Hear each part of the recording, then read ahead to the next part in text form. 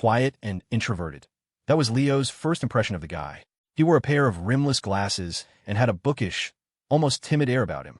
Only after Mrs. Lee nudged him did he finally stand up from the sofa and shuffle toward the door, his head bowed, as if he was too shy to speak. Leo noticed that the moment Laura Eanes saw him, her expression soured. It wasn't the look of someone with a complicated history. It was the look of someone about to endure an accident. "Hi, Mrs. Eanes." Leo cut in before the boy could reach them, offering a charming smile as he handed over a few gifts he'd picked up on the way. Laura's mother was a handsome woman, with deep laugh lines crinkling the corners of her eyes. Her face lit up when she saw them. "You must be Laura's friends. Come in, come in. You shouldn't have, really, but thank you." Her gaze landed on Sophia and Chloe, and a flicker of genuine admiration crossed her face. "Oh my, and look at you two. Just beautiful." Sophia smiled graciously. "You're too kind, Mrs. Eanes." Chloe, however, went a step further. "The apple doesn't fall far from the tree. You have such wonderful style." The compliment sent Mrs. Eanes into another delighted laugh. By then, the shy young man had arrived. His eyes widened for a second when he saw Chloe, but he quickly dropped his gaze back to the floor. "Laura, let me get your things." His voice was so soft it was nearly swallowed by Mrs. Yin's laughter. He reached for Laura's suitcase, but she frowned, pulling it away. "It's not heavy. I could take it to my room myself." She glanced at Leo. "You guys make yourselves at home. I'll just be a minute." Leo nodded, not hesitating for a second. He slipped on a pair of disposable shoe covers and walked right in. The Eanes house was bustling tonight. Besides Laura's family and Mrs. Lee with her son, a few other relatives were gathered around. Mrs. Eanes waved Leo and the girls toward the sofa. "Laura told me about you," she said, settling next to them. "You're Leo, right? You work together?" "Yes, ma'am," Leo confirmed. Mrs. Eanes leaned in, lowering her voice conspiratorially. "Leo, let me ask you something. Is Laura seeing anyone special out there?" Leo froze for a second before catching himself, fighting back a smile. "Not that I know of." "Why do you ask, Mrs. Eanes?" She let out a long, weary sigh. "This one isn't right. That one isn't good enough. I just don't know what she's looking for anymore." Sophia, who was sitting beside Leo, peeled an orange and handed him a segment. "I wouldn't worry, Mrs. Eanes," she chimed in smoothly. "Someone as amazing as Laura will find the right person when the time is right." Mrs. Yin's expression was a mix of frustration and despair. "She's almost 28 and has never brought a boyfriend home. How can I not worry? Speaking of which, how old are you, dear?" "Me?" Sophia pointed to herself. When Mrs. Eanes nodded, she smiled brightly. "I'm 20. Leo shot her a look. "Since when are you 20? Sophia gave him a subtle glare that clearly meant, "Don't you dare." 20. Mrs. Eanes mused. "And Leo, is he your boyfriend?"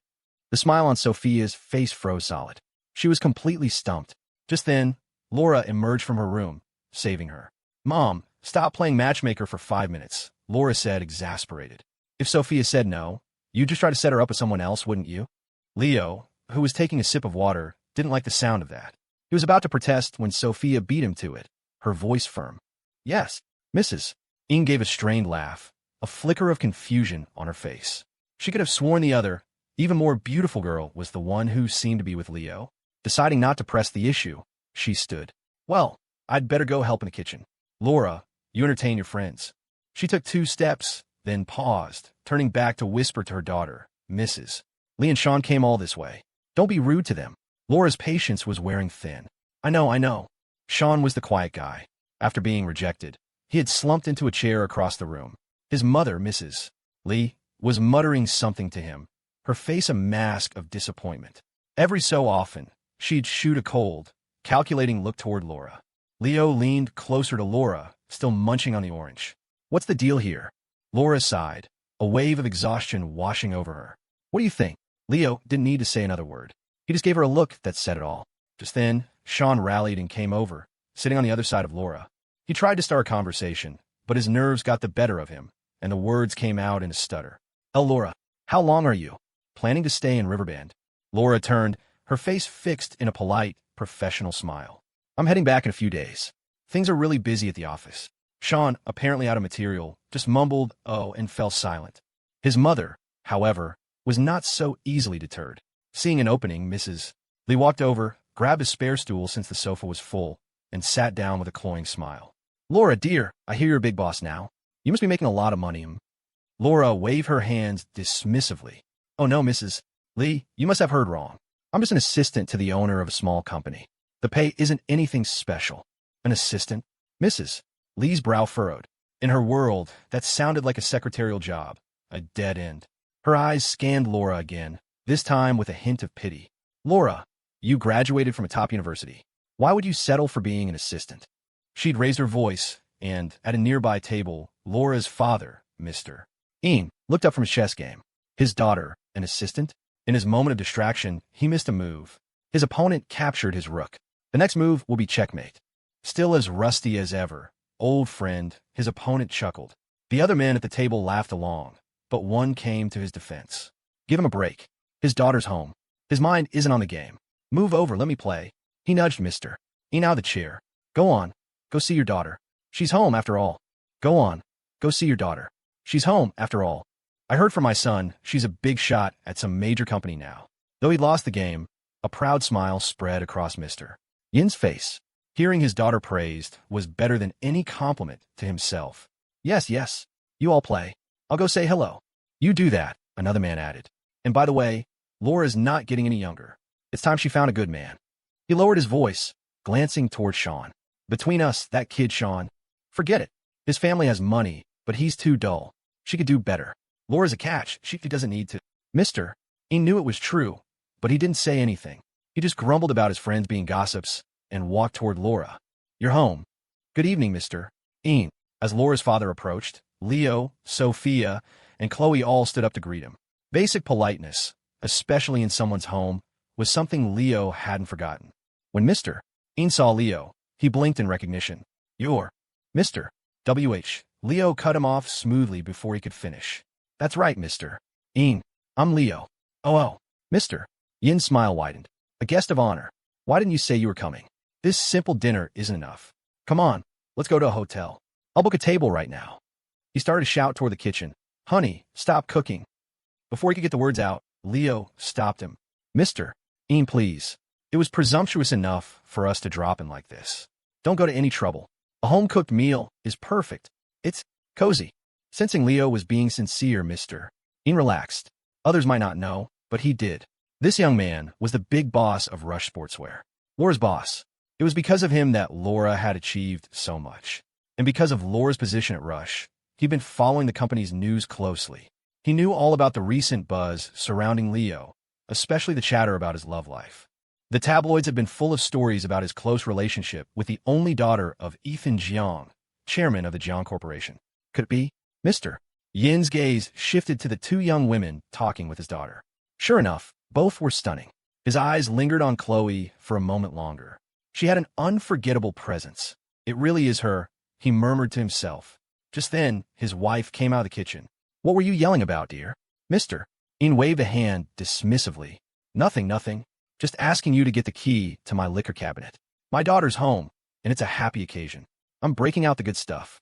His wife's eyes widened in surprise. Well, look at you. You guard those bottles with your life. What's gotten into you today? Never you mind, he said, then turned to Leo. Leo, the food might be simple, but I hope you don't mind. The drinks, however, will be top shelf. Not far away, Mrs. Lee and her son, Sean, watched the exchange, a look of confusion on their faces. Seeing Mr. Yin's deferential treatment of Leo sent their minds spinning. Mrs. Lee frowned, then discreetly pulled out her phone and made a call. Where are you? Laura brought a boy home. Her father's attitude toward him is strange. Just get here quickly. As Leo chatted with Mr. Ian, he noticed Mrs. Lee's eyes on him, filled with a sharp, undisguised suspicion, as if he were a thief about to steal her most prized possession. When Mr. Ian excused himself to use the restroom, Leo leaned toward Laura. So what's the real story with Mrs. Lee and Sean? Laura glanced over at them, then lowered her voice. Mrs. Lee's husband is my dad's boss at his company. I met Sean a few times when I was younger, visiting their office. That's it. Leo could tell she was holding something back, but he didn't press. Instead, he grinned. Well, they certainly seem to be quite satisfied with you. Laura let out a humorless little laugh. And you're quite satisfied with me, too, aren't you? Leo, who was popping another orange segment into his mouth, nearly choked. That's different. I'm satisfied with your work ethic and your skills. Laura just shrugged, not bothering to look at him. Same difference, really. They're a handful, is what they are. Seeing Leo and Laura talking so comfortably, Mrs. Lee couldn't sit still. She hurried over, her face plastered with a solicitous smile. "Laura, this young man is your friend." "He is," Laura said, her tone firm. "A very good friend." The statement made not only Mrs. Lee's face darken, but Sean's as well. He glared at Leo, a burning intensity in his eyes. If looks could kill, Leo thought, he'd be dead on the floor. Then again, if looks could kill, Sean probably wouldn't be the first in line to take a shot. Mrs. Lee's smile was now painfully forced, but she didn't give up. "Well, Laura, after dinner, Sean was hoping to take you to a movie. He's already bought the tickets. He's been doing quite well with his little workshop lately, even bought a new car. He could drive you. You young people love movies, don't you?" Leo had figured out. Mrs. Lee and Sean were dead set on Laura, and they weren't going to let go. Unfortunately for them, Sean was too tongue-tied with nerves to be of any use, leaving his mother to do all the heavy lifting. Leo sighed. If his own mother, Helen, had seen him act like that, she'd have slapped him upside the head and called him useless. Laura politely refused. "Mrs. Lee, it's getting late, and I'm exhausted from the drive today. Maybe some other time." Just as they were speaking, the front door opened again. It was none other than Sean's father. "Old Ian," he boomed. "Is dinner ready yet? We were just waiting for you to get here before we sat down." "Mister," Ian called out, then shouted to the house at large. "All right, everyone, time to eat." The Ian's house was spacious. 2 large round tables were set up in the living room without it feeling crowded at all. Even with his boss present, Mr. Ian's focus remained squarely on Leo, attending to his every need. In Riverbend, seating arrangements were simple. It wasn't about men and women, just about who was drinking and who wasn't. Leo tried to resist, but he was pulled over to the drinking table. During the meal, He made a point of introducing everyone. Sean's father, Tang Feng, was a regional vice president at a state-owned construction company. He didn't have a huge title, but he had a huge ego. After 2 glasses of wine, he was already addressing Mr. Ian by his full name, all pretense of politeness gone. "Ian, don't you forget who helped you get where you are today, who helped you afford a house in this neighborhood," he slurred. "And about what we discussed last time, with Sean and Laura, what have you decided?" A pained smile flickered across Mr. Yin's face. Sure, his boss had played a role in his career, but most of it was his own hard work, and the down payment for the house. The bulk of that had come from Laura. But Mr. Yin had never told anyone about the specifics of her job, and he didn't want to embarrass his superior. He could only force a laugh. These are matters for the young people to decide themselves. His answer, fueled by alcohol, made Mr. Tang's face flush with anger. He slapped the table. "Just give me a straight answer. Is it a yes or a no? Stop feeding me excuses. And who is this kid, anyway?" "The one Laura brought home." Mr. Tang's aggressive tone was a clear sign he had no intention of letting Mr. Ian's save face. The table fell silent. The men sitting there were all old friends of Mr. Ian and wanted to speak up for him, but they held back. This was about his career. If they jumped in and made things worse, it would do more harm than good. Besides, the host himself hadn't escalated things yet. Mr. Yin's expression darkened slightly. He set his chopsticks down on the table with a firm click. "Mr. Tang, I invited you here for dinner tonight. Let's discuss other matters later." But Mr. Tang was 2 drinks in, his face flushed red from the alcohol. He was used to getting his way and wasn't about to be put off by Mr. Yin's tone. "No, we're settling this tonight." He then lowered his voice, his tone taking on a meaningful edge. "Old Ian, we've watched Laura grow up. We can't let some outsider come in and cheat her." The outsider he was referring to was obviously Leo, but Leo, displaying a complete lack of self-awareness, paid them no mind. They could talk all they wanted. He was focused on his food, acting as if it had nothing to do with him. Now he finally understood the look on Laura's face when she'd opened the door. The other table wasn't far, and they could hear the conversation clearly. Mrs. Lee chimed in. "Exactly. They grew up together. They know everything about each other. What more could you ask for?" Their persistence wasn't just because Sean liked Laura. There was another, more important reason. They knew Laura was probably very wealthy. They were aware she had started her own successful marketing firm, one that had even earned her a reception with the mayor. What they didn't know was why she'd gotten that reception, or that she had since merged her team with Rush Sportswear. Laura had asked her father not to broadcast this. Sometimes, personal connections were complicated. If everyone knew she was a top executive at Rush, relatives and acquaintances would come out of the woodwork, expecting her to get them jobs. Laura knew her father's kind nature. He couldn't say no. The burden would fall on her. If they were hard-working people, that would be one thing. But she feared they'd use their connection to her to cause trouble. And the company wasn't hers to mess with. Mr. Ian understood this, so he kept it quiet. When people asked, he just said Laura was a junior manager at a big company, never mentioning the name or her actual title. Laura also put down her chopsticks. But before retorting to Mrs. Lee, she glanced at Sophia and Chloe. Seeing their expressions remain neutral, she spoke slowly and clearly. Mrs. Lee, shouldn't matters of the heart happen naturally? I've always seen Sean as a little brother. I could never think of him any other way. Besides, I'm used to being on my own. I'm not looking to be in a relationship right now. Mrs. Lee was instantly agitated and turned to Laura's mother. Sister, do you hear what your daughter is saying? It's natural for people to get married. At her age, if she's not thinking of herself, she should at least be thinking of you too. Then, she added with a sneer, or is it true what they say? A daughter raised is a daughter lost. Is she planning on being an ungrateful child? At that moment, Mr. Tang added his final, crushing blow. Oldine, the Rush Sportswear Industrial Park project next year. It's almost certainly going to our company. I was planning on putting you in charge of it. But now it seems...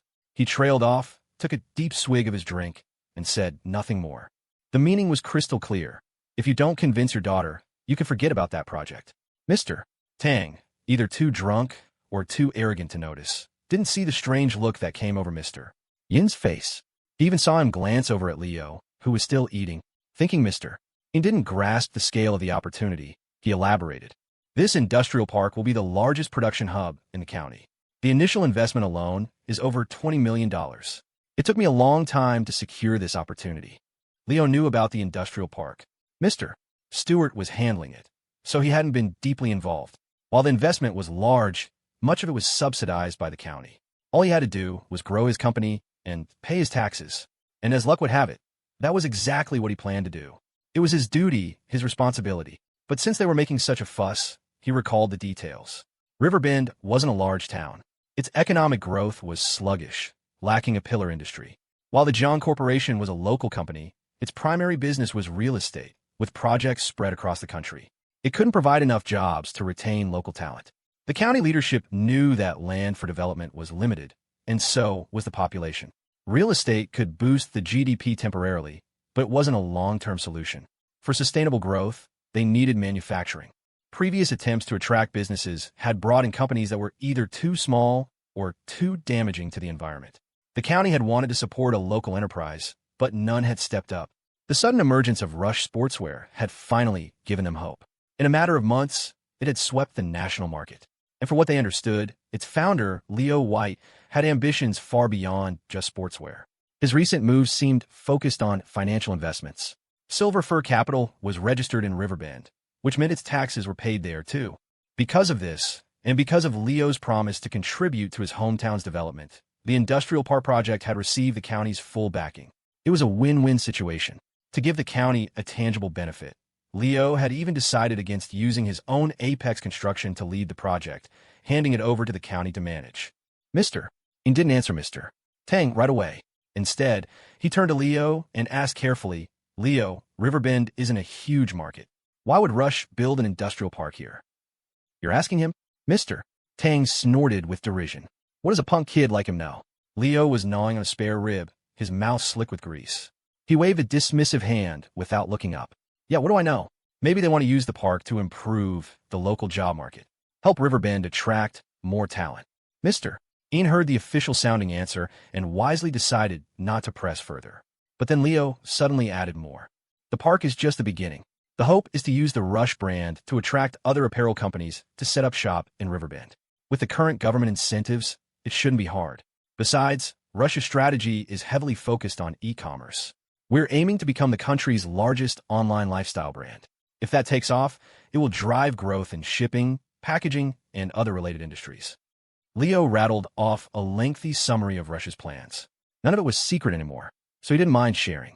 His vision was to turn Riverbend into a major online retail hub, similar to what Zappos was doing for shoes out in Kentucky. He'd grown up here, after all, and he wanted to do something for the place. Besides, with the county's full support, if he ran into trouble, he wasn't above playing the hometown hero card to get things done. Mr. Tang, however, scoffed at Leo's explanation. What do you know, he sneered.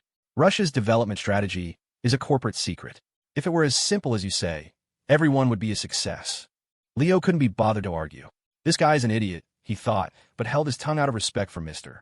Yin and continued to eat. Only Mr. He knew that Leo wasn't just talking. He was the owner, the one who called all the shots at Rush. Worried that Leo would be offended, Mr. Ina did something unprecedented. He contradicted his boss in front of everyone. Mr.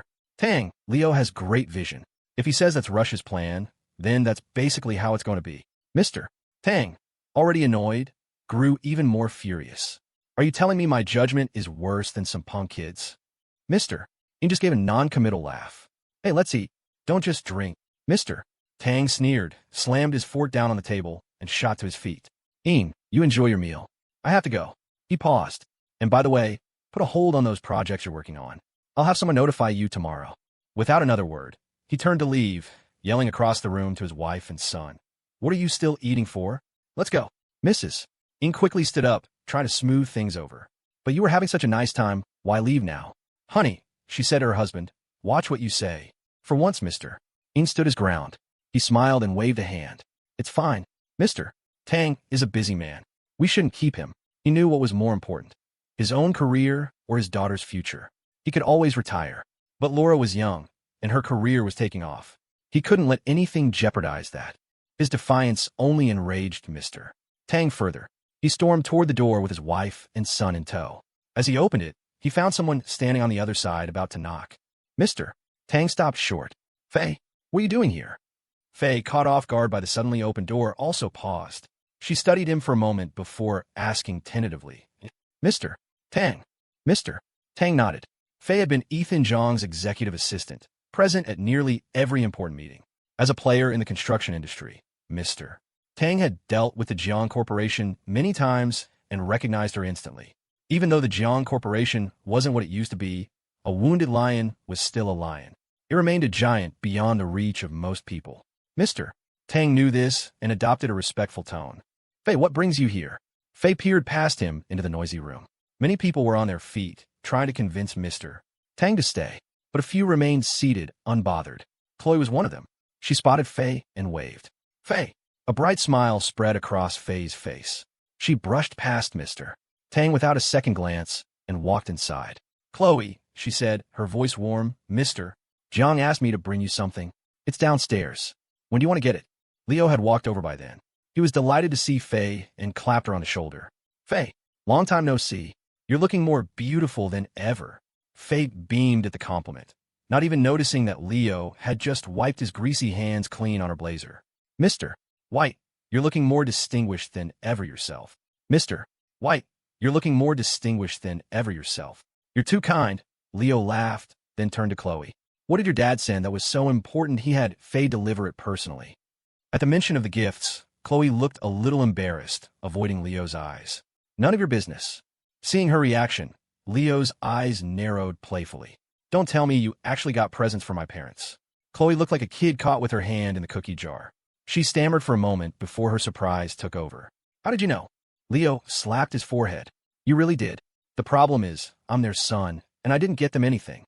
Sophia, sitting nearby, covered her mouth to hide a smile. So, are you ready to face your mother's wrath? Seeing her smug expression, Leo's jaw dropped. You got them something too? Sophia sipped her tea calmly. It should be arriving soon. She didn't forget to add a helpful reminder.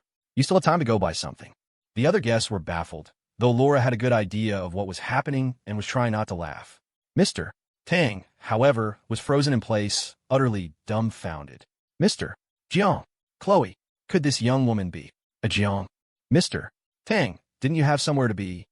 Leo called out, noticing him still standing in the doorway. Why haven't you left yet? That snapped Mr. Tang out of it, but not in a good way. His whole demeanor changed. Mrs. Lee, still oblivious, tugged on his arm. What are you standing there for? As if waking from a trance, Mr. Tang walked stiffly over to Chloe and asked, his voice trembling slightly, Are you Chloe Jiang, the daughter of Ethan Jiang? Chloe nodded. Is there a problem? In Riverbend, there wasn't a soul who didn't know the name Ethan Jiang. The moment Mr. Tang confirmed Chloe's identity, a wave of shock and whispered conversations swept through the room. Mr. Ian and Laura remained calm. They already knew. Mrs. Ian shot her husband a sharp look. You knew all along, didn't you? When he just gave a sheepish grin, she pressed on. Then what about Leo? I refuse to believe that someone who can bring a person like Chloe Jiang around is just some ordinary guy. After Chloe's confirmation and seeing how close she was with Leo, Mr. Tang felt a cold dread creep up his spine. He had dismissed Leo as just one of Laura's ordinary friends, someone beneath his notice. But now, it was clear he had made a terrible miscalculation. Thinking back on his rude, disparaging remarks, his head began to pound. Well, hello, Chloe. Your father and I, we're friends, you know, he stammered, desperately trying to attach himself to a name that mattered. He knew Ethan Jiang, but whether Ethan Jiang knew him was another question entirely. But Mr. Tang was thick-skinned. Right now, he'd say whatever sounded best. Faye sneered slightly, but didn't expose his lie. Chloe, ever composed, just said, "Oh," and turned away from him, taking Leo's hand. Faye brought the things. "Let's go put them in your car." Leo was curious to see what she'd bought that required Ethan Jiang to dispatch Faye personally. "Let's go then." He paid Mr. Tang no mind. In his view, they were on different paths in life. There was no need to walk together. As for the insults, he didn't care. Plenty of people had cursed his name. One more didn't matter. As for the industrial park project, Leo figured that was a conversation for another time. Mr. Tang was only a regional VP. There were people above him. The final decision would be up to them. While Leo didn't want Apex Construction to compete in the Riverbend market, he wasn't opposed to bringing them in if no other suitable contractors emerged. Being ignored by two young people was a serious blow to Mr. Tang's ego. He felt he'd lowered himself enough. Their lack of response was, in his mind, their fault. The forced smile vanished from his face. As Leo and Chloe were about to leave, he called out, "Chloe, who is this?" "Him? He's Leo White." "Leo White." Mr. Tang repeated, the name sounding vaguely familiar. "Leo White," someone else at the table exclaimed, his voice filled with shock. "You're the Leo White?" "The founder of Rush Sportswear, Mr. White." The statement silenced the room. Rush, as a hometown brand, had stores all over the country and was even expanding overseas. It was the most talked-about company in the local news, its fame eclipsing even the Jiang Corporation. Everyone knew of Rush, and they had certainly heard of its young, wildly successful founder, Leo White. After the initial gasp, a hush fell. Everyone seemed to be waiting for Leo's answer. Not that it mattered. Chloe had already confirmed her identity, and everyone knew Ethan Jiang had been instrumental in Rush's success. Leo felt a headache coming on. He shot Chloe an exasperated look. So much for quiet dinner. Under the weight of everyone's stares, he could only nod. "Well, if you're talking about that, Rush, then I guess that's me." The room erupted. Mrs.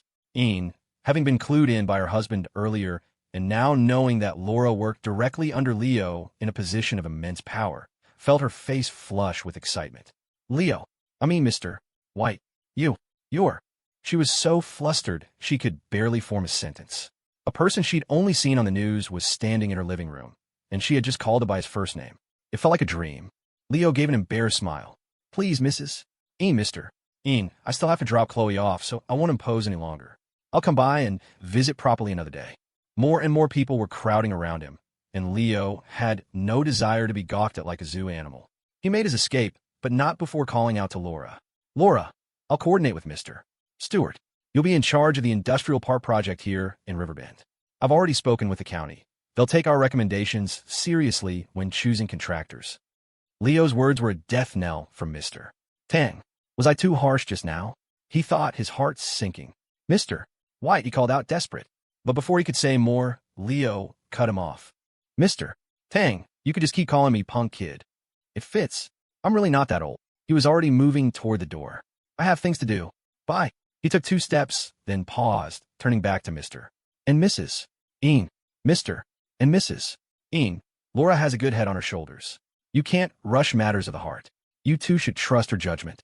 Laura hadn't said a word, but her eyes, fixed on Leo, were filled with gratitude. Whether it was about the project or her personal life, Leo's words would probably carry more weight than her own. With that, Leo was gone. Whether the Eens would listen was none of his business.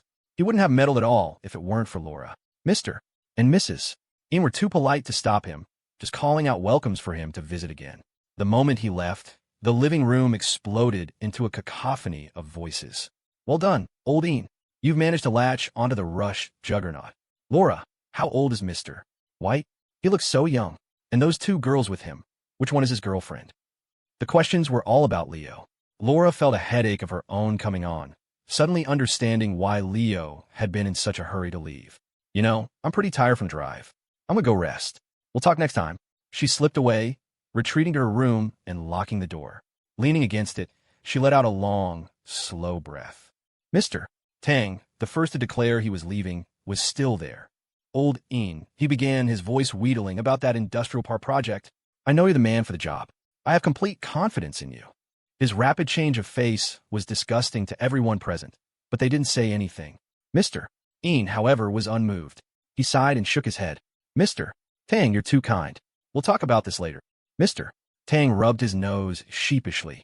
Seeing the strange looks from the other guests, he knew he couldn't stay any longer. Besides, he was more interested in trying to get closer to Leo. He quickly made his excuses. Well, old Ian, you're busy. I'll buy you a drink tomorrow. He shot a glare at his wife. Are you trying to embarrass me further? Get this little brat, and let's go. Mrs. Lee's face went pale, but she didn't dare argue. She grabbed the dejected, head-down Sean and hurried out the door. With their departure, the party in Ian's house grew even more lively. Old Ian, so Laura really works at Rush. Mr. He knew he couldn't hide it anymore. His face was a mask of pride, but he tried to sound casual. Well, it was just good luck. When Leo started Rush, he asked Laura to help with the marketing. Later, he just absorbed her whole team into the company. Oh, I see. No wonder Mr. White is so polite to you. Old Ian, when you make it big, don't you forget about your old brothers. Faye was driving a white VW Jetta Park just outside the gate. When she opened the trunk, Leo froze. He double-checked with her. All of this? Faye nodded seriously. All of it. Chloe smiled sheepishly. Well, she said in a small voice, what if you have a lot of little cousins? You have to be prepared for everyone. I didn't want him to think I was just showing up to freeload. Leo rubbed his forehead. It was starting to ache. Why do you look so unhappy? Chloe asked. Leo shook his head quickly. I'm not. I'm thrilled. Then why the long face? Ate too many sour grapes. But we didn't have any sour grapes tonight. I say we did. So we did. Oh. Sophia was standing nearby, stifling her laughter. She was about to help them move the gifts when her phone rang. After a brief conversation of ahas and okay, she looked at Leo. My dad's here to pick me up. I'm heading out. Leo, who was tossing a few bags into the back of his Kian, made a phone gesture at her, letting her know he'd call. He had promised to take her father to dinner, and he hadn't forgotten. He had to win over the man whose daughter he was pursuing. Whether he'd succeed was another matter, but he had time. He could afford to be patient to play the long game. If Sophia knew he was thinking in terms of a long, strategic campaign, she would have slapped him twice. As it was, she just smiled, nodded, and walked away. Just then, Mr. Tang came downstairs. Seeing Leo loading his car, he put on a sycophantic smile and rushed over to help. But before he could even roll up his sleeves, Leo stopped him. Mr. Tang, I can handle this. I wouldn't want you to dirty your hands. Mr. Tang knew Leo was mocking him, but he didn't get angry. To get to his position, you couldn't have thin skin. One moment he was too good to eat at the same table as Leo. The next, he was fawning over him like a sycophant. It was a skill honed over decades. Mr. White, you're too kind, he said with a greasy smile. This kind of hard labor is what I'm for. You just rest. I was out of line earlier, and I apologize. If you don't mind, I'd like to buy you dinner tomorrow to make it up to you. Old Ian will be there, too. Once Mr. Tang started, he couldn't stop. And my worthless son. He has eyes but couldn't see. He caused trouble for Laura. I'll tell him to give up this foolish notion right away. Leo continued to load the car, not letting Mr. Tang touch a thing. This guy would pledge allegiance to anyone with power. Leo would be a fool to believe a word he said. He rejected him without a second thought. I have plans tomorrow, so I can't make it. You two have a good time, and your son can like whomever he wants. That's his freedom. Just tell him not to be an idiot about it. Mr.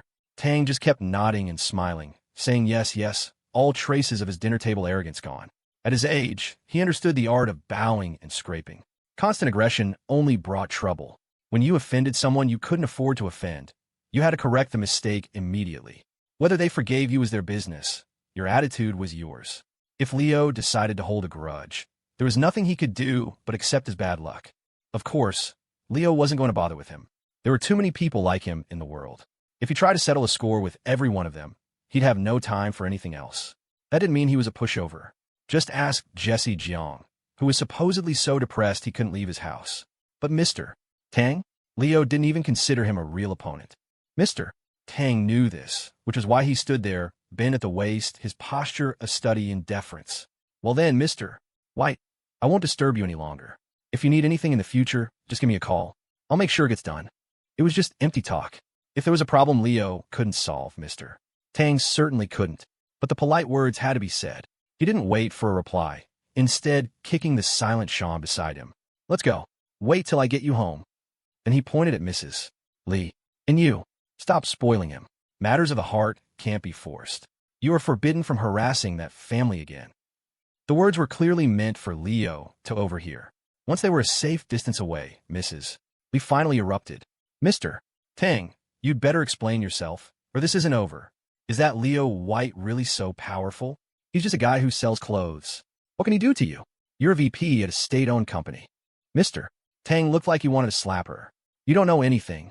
That man is the hottest commodity in Riverbend, maybe the entire tri-state area. He could have me fired with a single phone call, you understand? It was an exaggeration, but upon reflection, a plausible one. The Leo White of today probably did have that kind of power. Mr. Tang was just a regional VP. Reassigning him wouldn't be difficult. Mrs. Lee finally grasped the gravity of the situation. Then this whole thing. Mr. Tang sneered. Now you get it? Control your son. Mrs. Lee fell silent. Her comfortable life depended entirely on Mr. Tang. She couldn't afford any trouble. Sean, true to his nature, just kept his head down, not daring to say a word. Back by the car, Leo finally had everything loaded. He slammed the trunk shut and turned to Chloe. Can I ask you for a favor? He said ask, but his tone was anything but polite. It was a testament to Chloe's affection for him that she nodded seriously. Anything. Good. Leo pointed at the trunk. From now on, half of everything in there is mine. A moment ago, he hadn't thought twice about going home empty-handed. He'd been doing it for decades across 2 lifetimes. But now, with Chloe having brought gifts, for him to show up with nothing felt wrong. He couldn't exactly walk in and say, Hey Mom, Dad, I tricked a beautiful girl into coming home with me. Never mind what Chloe would do. His mother's feather duster would surely lose a few feathers on his hide. Chloe looked relieved. Is that all? Okay. As far as she was concerned, what was hers was his. There was no need to draw lines. Leo smiled, satisfied, and ruffled her hair. Teachable. Obedient. He then pulled out his phone and called his mother. Hello. Who is this? Helen's voice was drowsy. It was clear she'd been woken up and had answered without even looking at the phone. Your son. There was a 2-second pause on the other end. Before Leo could speak again, he heard a dial tone. Click. Undeterred, Leo called his dad. He answered. Your mother says unless it's a life-or-death emergency, talk to her tomorrow. His dad, probably sensing the need to preserve family harmony, added an explanation. She had 2 surgeries today. She's exhausted. Oh, Leo said. So what counts as life or death? His dad thought for a moment. For example, you coming home and bringing a girl with you. After his dad finished speaking, the line went dead silent. A sense of foreboding washed over him, and he shot up in bed. You didn't actually bring a girl home, did you? Hearing the shock in his father's voice, Leo nodded seriously, though his dad couldn't see it. Would I lie about something like that? His dad felt like he needed a minute to process this. Beside him, Helen's eyes snapped open, and she glared at him. Give me the phone. He dutifully handed it over. Helen put it on speaker, her voice remarkably calm. It's Chloe, isn't it? She and Sophia had exchanged numbers. If it had been Sophia, she would have called ahead. A sudden arrival like this could only be Chloe. Anyone else? Helen didn't even want to consider it. If that were the case, she might as well move. She'd disown her blasted son. After Leo confirmed it with a quiet, yeah, Helen was wide awake. Where are you? She glanced at the clock. It was nearly 11. Have you eaten? If it were just Leo, she wouldn't have cared. He was a grown man and could fend for himself. But with Chloe, it was an entirely different story. On Leo's end, Chloe was a bundle of nerves, her ear practically glued to the phone. She instinctively wanted to say they'd already eaten, but before she could, Leo covered her mouth. Nope, starving. The other end of the line went quiet. After a long moment, Helen just said, I see, followed by the rustling sound of someone getting out of bed. When will you be home? Half an hour. Okay. Helen didn't say anything more, just hung up. Leo calmly took a cigarette from his pocket, leaned against his car, and lit it. Chloe stared at him, eyes narrowed. You are such a liar. We already ate, and it only takes 10 minutes to get to your house from here. Leo blew a smoke ring, giving her a dismissive look. What do you know? This is what's called a benevolent lie. Telling her half an hour gives her time to prepare. Telling her we haven't eaten is to make you feel welcomed and important. His explanation warmed Chloe's heart, but she still felt like something was off, though she couldn't quite put her finger on it. Deciding not to dwell on it, she wrapped her arms around his, clinging to him like a koala. You think your mom won't like me? Even someone as confident as Chloe couldn't help but feel a little anxious about this. Leo found her worry completely unnecessary. If you came alone, maybe, but with me? No way. Chloe shot him an annoyed look. Don't joke around. I'm being serious. Seeing the genuine anxiety in her eyes, Leo stubbed out his cigarette in a nearby bin. Relax. 100%, she'll like you. If she wasn't going to welcome you, she wouldn't have asked if we'd eaten. Chloe's brow was still furrowed. How do you know that for sure? Instantly, Leo's confident expression faltered. The truth was, whenever he came home alone, his mother never cared if he'd eaten. She usually complained he was interrupting their quiet time together. He decided not to share that detail with Chloe. Hey, isn't it getting a little cold out here? Let's get in the car. Chloe wasn't cold, but seeing Leo shiver, she nodded and obediently climbed into the passenger seat. The seat he'd once sarcastically labeled reserved for the idiot. Leo drove slowly, stopping at the entrance to his neighborhood, but not going in yet. He turned to Chloe, his voice soft. This holiday break, are you sure you don't want to go home and see them? At the mention of her family, Chloe immediately turned to stare out the window, her lips pursed in a stubborn pout. I'm not going back. Leo had gotten the gist of the situation from her father. A big family, held together by superficial politeness while the old patriarch was alive. But after he passed, the last shred of decorum had vanished. In the past, her family had always put on a happy face for the holidays. But now, he decided not to push it. It's okay, he said, gently ruffling her hair. He lowered his voice. Like I said, from now on, wherever I am, that's your home. No matter where. Thinking of her family had already made Chloe sad, but Leo's words were the final straw.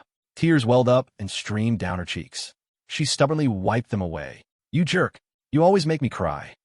As she spoke, she leaned into him. He always seemed to show up exactly when she needed him most. They sat in the car for a while longer. When Leo figured enough time had passed, he drove into the complex. He had just gotten out of the car when he saw his father standing alone under the streetlight, waiting. New car? His dad asked, his expression complex as he eyed the Cayenne parked next to his old Ford Taurus. Leo dangled the keys. What? You want one? I'll buy you one. Just not this one. His dad shook his head. No, it's too flashy. A car is just for getting from A to B. Leo knew his father's personality. If he said no, he meant it. Where's Mom? Making you food. By now, Chloe had gotten out of the car. She walked over with a sweet smile and greeted him with a crisp, hello, Mr. White.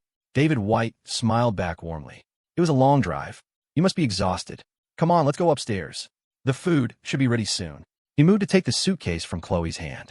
Leo had anticipated this, which was why he hadn't grabbed the bags himself. If they were in his hands, his dad wouldn't have bothered. Your father called me not too long ago, his dad said to Chloe. He's busy these days, so try to be understanding. Just think of our home as your own. His kindness was almost overwhelming for Chloe. She kept thanking him, a little flustered. Leo, however, muttered under his breath, What, Mr. White? Call him Dad. Chloe didn't quite hear him. What did you say? Ahem. His dad shot him a warning look. That's enough out of you. He'd heard him perfectly. Leo just turned his head away, unconcerned. It's going to happen sooner or later. From their whispered exchange, Chloe pieced it together. A deep blush spread across her cheeks, but she didn't argue. When the elevator doors opened, just before they reached the apartment, his dad gave him a final warning. You could be a smart-ass in front of me, but show some restraint in front of your mother. I know, Leo said impatiently, then darted ahead and started knocking loudly on the door. Open up, open up. When the door opened, Leo froze. The person standing there was his mother, but not as he knew her. He turned to his dad and whispered, Dad, do I have an aunt I don't know about? In his memory, Helen White had never bothered with makeup or dressing up. But here she was, a woman in her 40s with a touch of light makeup, looking surprisingly beautiful. Helen swatted the back of his head playfully. If you're going to talk, try saying something nice. She then ignored him completely, her face breaking into a warm smile for Chloe. Chloe, dear, come in. Hello, Mrs. White, Chloe said, stepping inside. She handed over the gifts she was carrying. These are for you and Mr. White. I hope you like them. The gifts Chloe had chosen were exquisite, specially requested from her father after careful consideration. The thought alone was enough. Never mind the value of the items themselves. For Helen, there was a beautiful shawl that perfectly matched her style. She was clearly delighted and immediately had Chloe help her put it on, even doing a little twirl. Isn't it lovely? Chloe's eyes curved into crescents as she smiled. It's beautiful on you. Leo rolled his eyes. He glanced at the box in his father's hands. This is too much. Unlike the shawl, whose price was unknown. The watch box was clearly labeled IWC. His dad, while not a watch aficionado, knew the brand. He didn't know the specifics, only that it was expensive. Leo draped an arm over his father's shoulder. Expensive? He said proudly. I hope you're ready to embrace your new reality as the father of a self-made millionaire. If this is expensive, what does that make my watch? He held up his own wrist for inspection. His dad squinted, then adjusted his glasses. He honestly couldn't tell what brand Leo was wearing. Chloe, however, couldn't help but giggle. Mr. White, don't listen to him. He bought that for $20 at a street stall. She had teased Leo about it before, even offering to buy him a real one, but he had refused. A watch, he'd said, was about the wearer. People who knew his status would assume any watch he wore was expensive, even a fake. Those who didn't would assume any watch he wore was fake, even a real one. His dad's face fell. He shot Leo a glare. Leo just laughed sheepishly and darted into the kitchen. Mom, what did you make? I could smell it from a mile away. Helen carefully took off the shawl and placed it back in its bag. Thank you, Chloe, she said, then shot a look at her son. I swear, I raised that boy for nothing. Comes home empty-handed, and the first thing he does is ask about food. Leo, unfazed by the criticism, just grinned. He walked over, took Chloe's hand right in front of his parents, and gave it a little swing. Who says I came home empty-handed? The sudden move stunned Chloe. She stood frozen, unsure of what to do. Her parents just exchanged a look, then quietly turned back to the kitchen to bring out the dishes. Leo. Chloe's voice trembled. He could feel the sweat on her palm, a mix of nerves and shyness. I'll help, she blurted out, pulling her hand free. Her face was crimson as she escaped to the kitchen to grab bowls and chopsticks. Leo, meanwhile, sat down at the table like a king, pulling out his phone to text Sophia. You home? The reply was instantaneous. Yep. Just as he was about to put his phone down, it vibrated again. Your mom just texted me. I told her I'd come visit in a couple of days. Leo texted back okay and looked toward the kitchen. Chloe and his mother seemed to be getting along just fine. At the dinner table, Helen ate only a few bites before putting her chopsticks down. She turned to Leo. After dinner, go make up the bed in your room. I have new sheets and a comforter for you to get from me. Your room has its own bathroom, so it'll be more convenient for Chloe to stay there. You can sleep in the guest room. She stood up. Chloe, I have an early surgery tomorrow, so I can't stay up with you. But we'll have a proper dinner tomorrow night. Chloe nodded quickly. Of course, Mrs. White. You should get some rest. I'm so sorry to have bothered you this late. Helen waved a hand with a smile. It's no bother. A disturbance like this, I wish I had more often. Her words were measured, careful not to make Chloe uncomfortable. She then shot a look at Leo. Come on, Your Highness. Let's go get the bedding. Okay, Leo said, wiping his mouth and quickly standing to follow her. The moment they were in her room, Helen shut the door and gave his backside a swift kick. Are you trying to give me a heart attack? Leo just grinned sheepishly, turning on charm. Come on, I wanted to give you a surprise. A surprise? Helen looked aghast, but seeing his shameless, unbothered expression, she could only take a deep breath to steady herself. So, the three of you came back together today. Even if she hadn't mentioned a name, Leo knew she was talking about Sophia. He smiled. Well, actually it was 4 of us. 4? Helen's head was spinning. Laureen was with us, too, Leo clarified. Helen knew who Laura was and relaxed slightly. At least she was someone familiar. Still, she sighed. What are you planning to do? Leo just shrugged. Let nature take its course. Things are good right now, aren't they? Helen poked him hard in the forehead. You. She knew her son. He wouldn't listen to reason. All she could do was give him a warning. They're both good girls. Don't you dare break their hearts. You have my word, Leo said with absolute certainty. I can't promise much else, but I can promise that. There was nothing more she could say. She pulled the bedding from the closet and asked casually, what is Chloe like? I cannot give her a welcome gift. And Sophia, too. Leo thought for a moment, then said with a perfectly straight face, they like me. You just give me to them. The last thing he heard before he scurried out of the room was his mother yelling, get lost. After dinner, his dad washed the dishes and went straight to his room, leaving Leo and Chloe to themselves. In his old bedroom, Leo was making the bed while Chloe sat at his desk, her eyes darting around. It wasn't her first time in his room, but she was still curious, searching for his secrets. Leo noticed Chloe's wandering eyes. He walked over and gently tapped her on the head. What are you looking for? She frowned and rubbed her head, pretending it hurt. Nothing, she said, her voice full of false innocence. He'd have to be an idiot to believe her, but he didn't argue. He just pointed to the bed. Want to try it out? Chloe didn't need to be asked twice. She hopped off the chair and took a running leap, landing squarely in the middle of the bed. It was soft. Very nice. She did a couple of log rolls and even buried her face in the pillow, taking a deep breath. She seemed satisfied, seeing that Leo had no intention of leaving. She pointed to the door. All right, this maiden is ready for slumber. You may retreat. She was still lying on her stomach when she said it. Leo walked over and gave her a playful pat on the butt, deciding not to push his luck. He had to behave at home. If you turn on the AC tonight, remember to leave a window cracked. If you get cold, text me, and I'll find you another blanket. Got it. His voice was full of gentle affection. Chloe's eyes crinkled into a smile. She nodded vigorously. As he was about to leave, she held out her arms. Huh. Leo opened his arms. Chloe had taken off her jacket when she came in and was wearing a soft pink sweater. She felt warm and comfortable in his embrace. She giggled, wrapping her arms around his waist as they rolled across the bed a few times. Then, she gently pecked him on the lips before reluctantly letting go. Good night, my jerk. Leo ruffled her hair, which was now even messier from their tumble. Good night, silly. Just as he was about to close the door, he added, toiletries are in the bathroom. My mom buys the stuff I like. If you're not used to it, I can go buy you something else. Chloe stared at him, her gaze so intense it made him pause. What's wrong? She pouted. You're being so nice to me, it scares me. Huh? Scares you how? She shot him a sidelong glance. I'm afraid I won't be able to stop myself from having improper thoughts about you. Slam. The word was barely out of her mouth before the door slammed shut. She thought she heard Leo muttering on the other side. A guy's got to protect himself. I almost gave in. Chloe collapsed onto the bed, laughing so hard she couldn't sit up. Now she was alone in the large room. She could finally explore without restraint. The room was filled with his things. NBA posters on walls. A few trophies on a shelf. She vaguely remembered him being a big basketball player in high school, winning some local tournaments. Then she noticed it. Taped to the side of his computer monitor was an old photo sticker. It was of her. If she remembered correctly, they had taken it during summer break after their sophomore year. She had given it to him herself.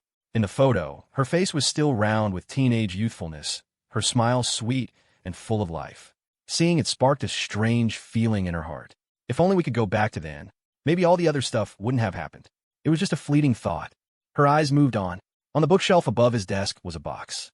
She was dying to know what was inside, but felt it would be wrong to open it. After a moment of internal debate, she took it down anyway. It was as if two little Chloes were arguing in her head. One was chanting, open it, open it. Just put it back when you're done. He'll never know. The other was insisting it was wrong to go through someone's private things. But was Leo just someone? No. He's my person. My man. She took a deep breath, her decision made. She opened the box. On top were a few music CDs. Nothing special. But underneath the CDs was a stack of envelopes that looked vaguely familiar. She lifted the CDs to get a better look. The top layer was music, yes. But hidden in the middle was a stack of bootleg Japanese DVDs. Staring at the lurid cover art, Chloe's face flushed crimson. Her hands trembled as she put the discs back, took a deep breath, and tried to pretend nothing had happened. Just then, the door was pushed open. Leo looked frantic. Hey, don't touch my stuff, he yelled as he burst in. His eyes fell on Chloe, sitting at his desk with his secret stash open in front of her. His brain short-circuited. Chloe's brain also short-circuited. They stared at each other, speechless. Leo recovered first. He walked over, forcing a calm expression. Good stuff, huh? Chloe nodded instinctively, then shook her head violently. I didn't see anything. It's not good. As if he believed that. The prominent name on the cover said it all. If I told you I've never watched them, would you believe me? Chloe shook her head dumbly. Leo sighed. This was his prized high school collection, long since forgotten. Finding it again now with Chloe felt poetic. Well, he suggested casually, since you're here, maybe we could watch them together sometime? Chloe's body jolted. No, you pervert, get out. She shoved him out of the room and slammed the door, leaning against it, her heart pounding in her chest. Fine, don't watch. Then she heard a mumble from the other side. If she hadn't found them, he would have been nervous. But now that the cat was out of the bag, what was there to worry about? He yawned and headed for the guest room. Chloe waited until his footsteps faded away. She patted her chest, trying to calm her racing heart. She was no longer curious. She grabbed her pajamas and went straight to the bathroom. But when she came out, her eyes kept drifting back to the box. Is it really good? The thought had barely formed before she shook her head violently. No. Fearing she'd give in to temptation, she dove into bed and pulled the covers over her head.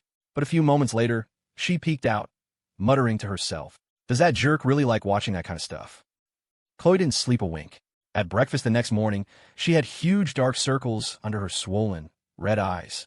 Chloe, did you not sleep well last night? Helen asked gently. Chloe shook her head quickly. I slept great. Thanks for asking, Mrs. White. Helen was a doctor. She could tell Chloe was lying.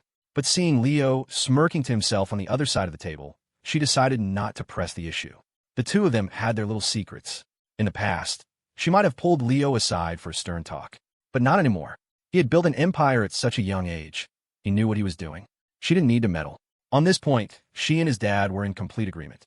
We have a long day at the hospital, so you two have fun, Helen said after breakfast, grabbing her coat.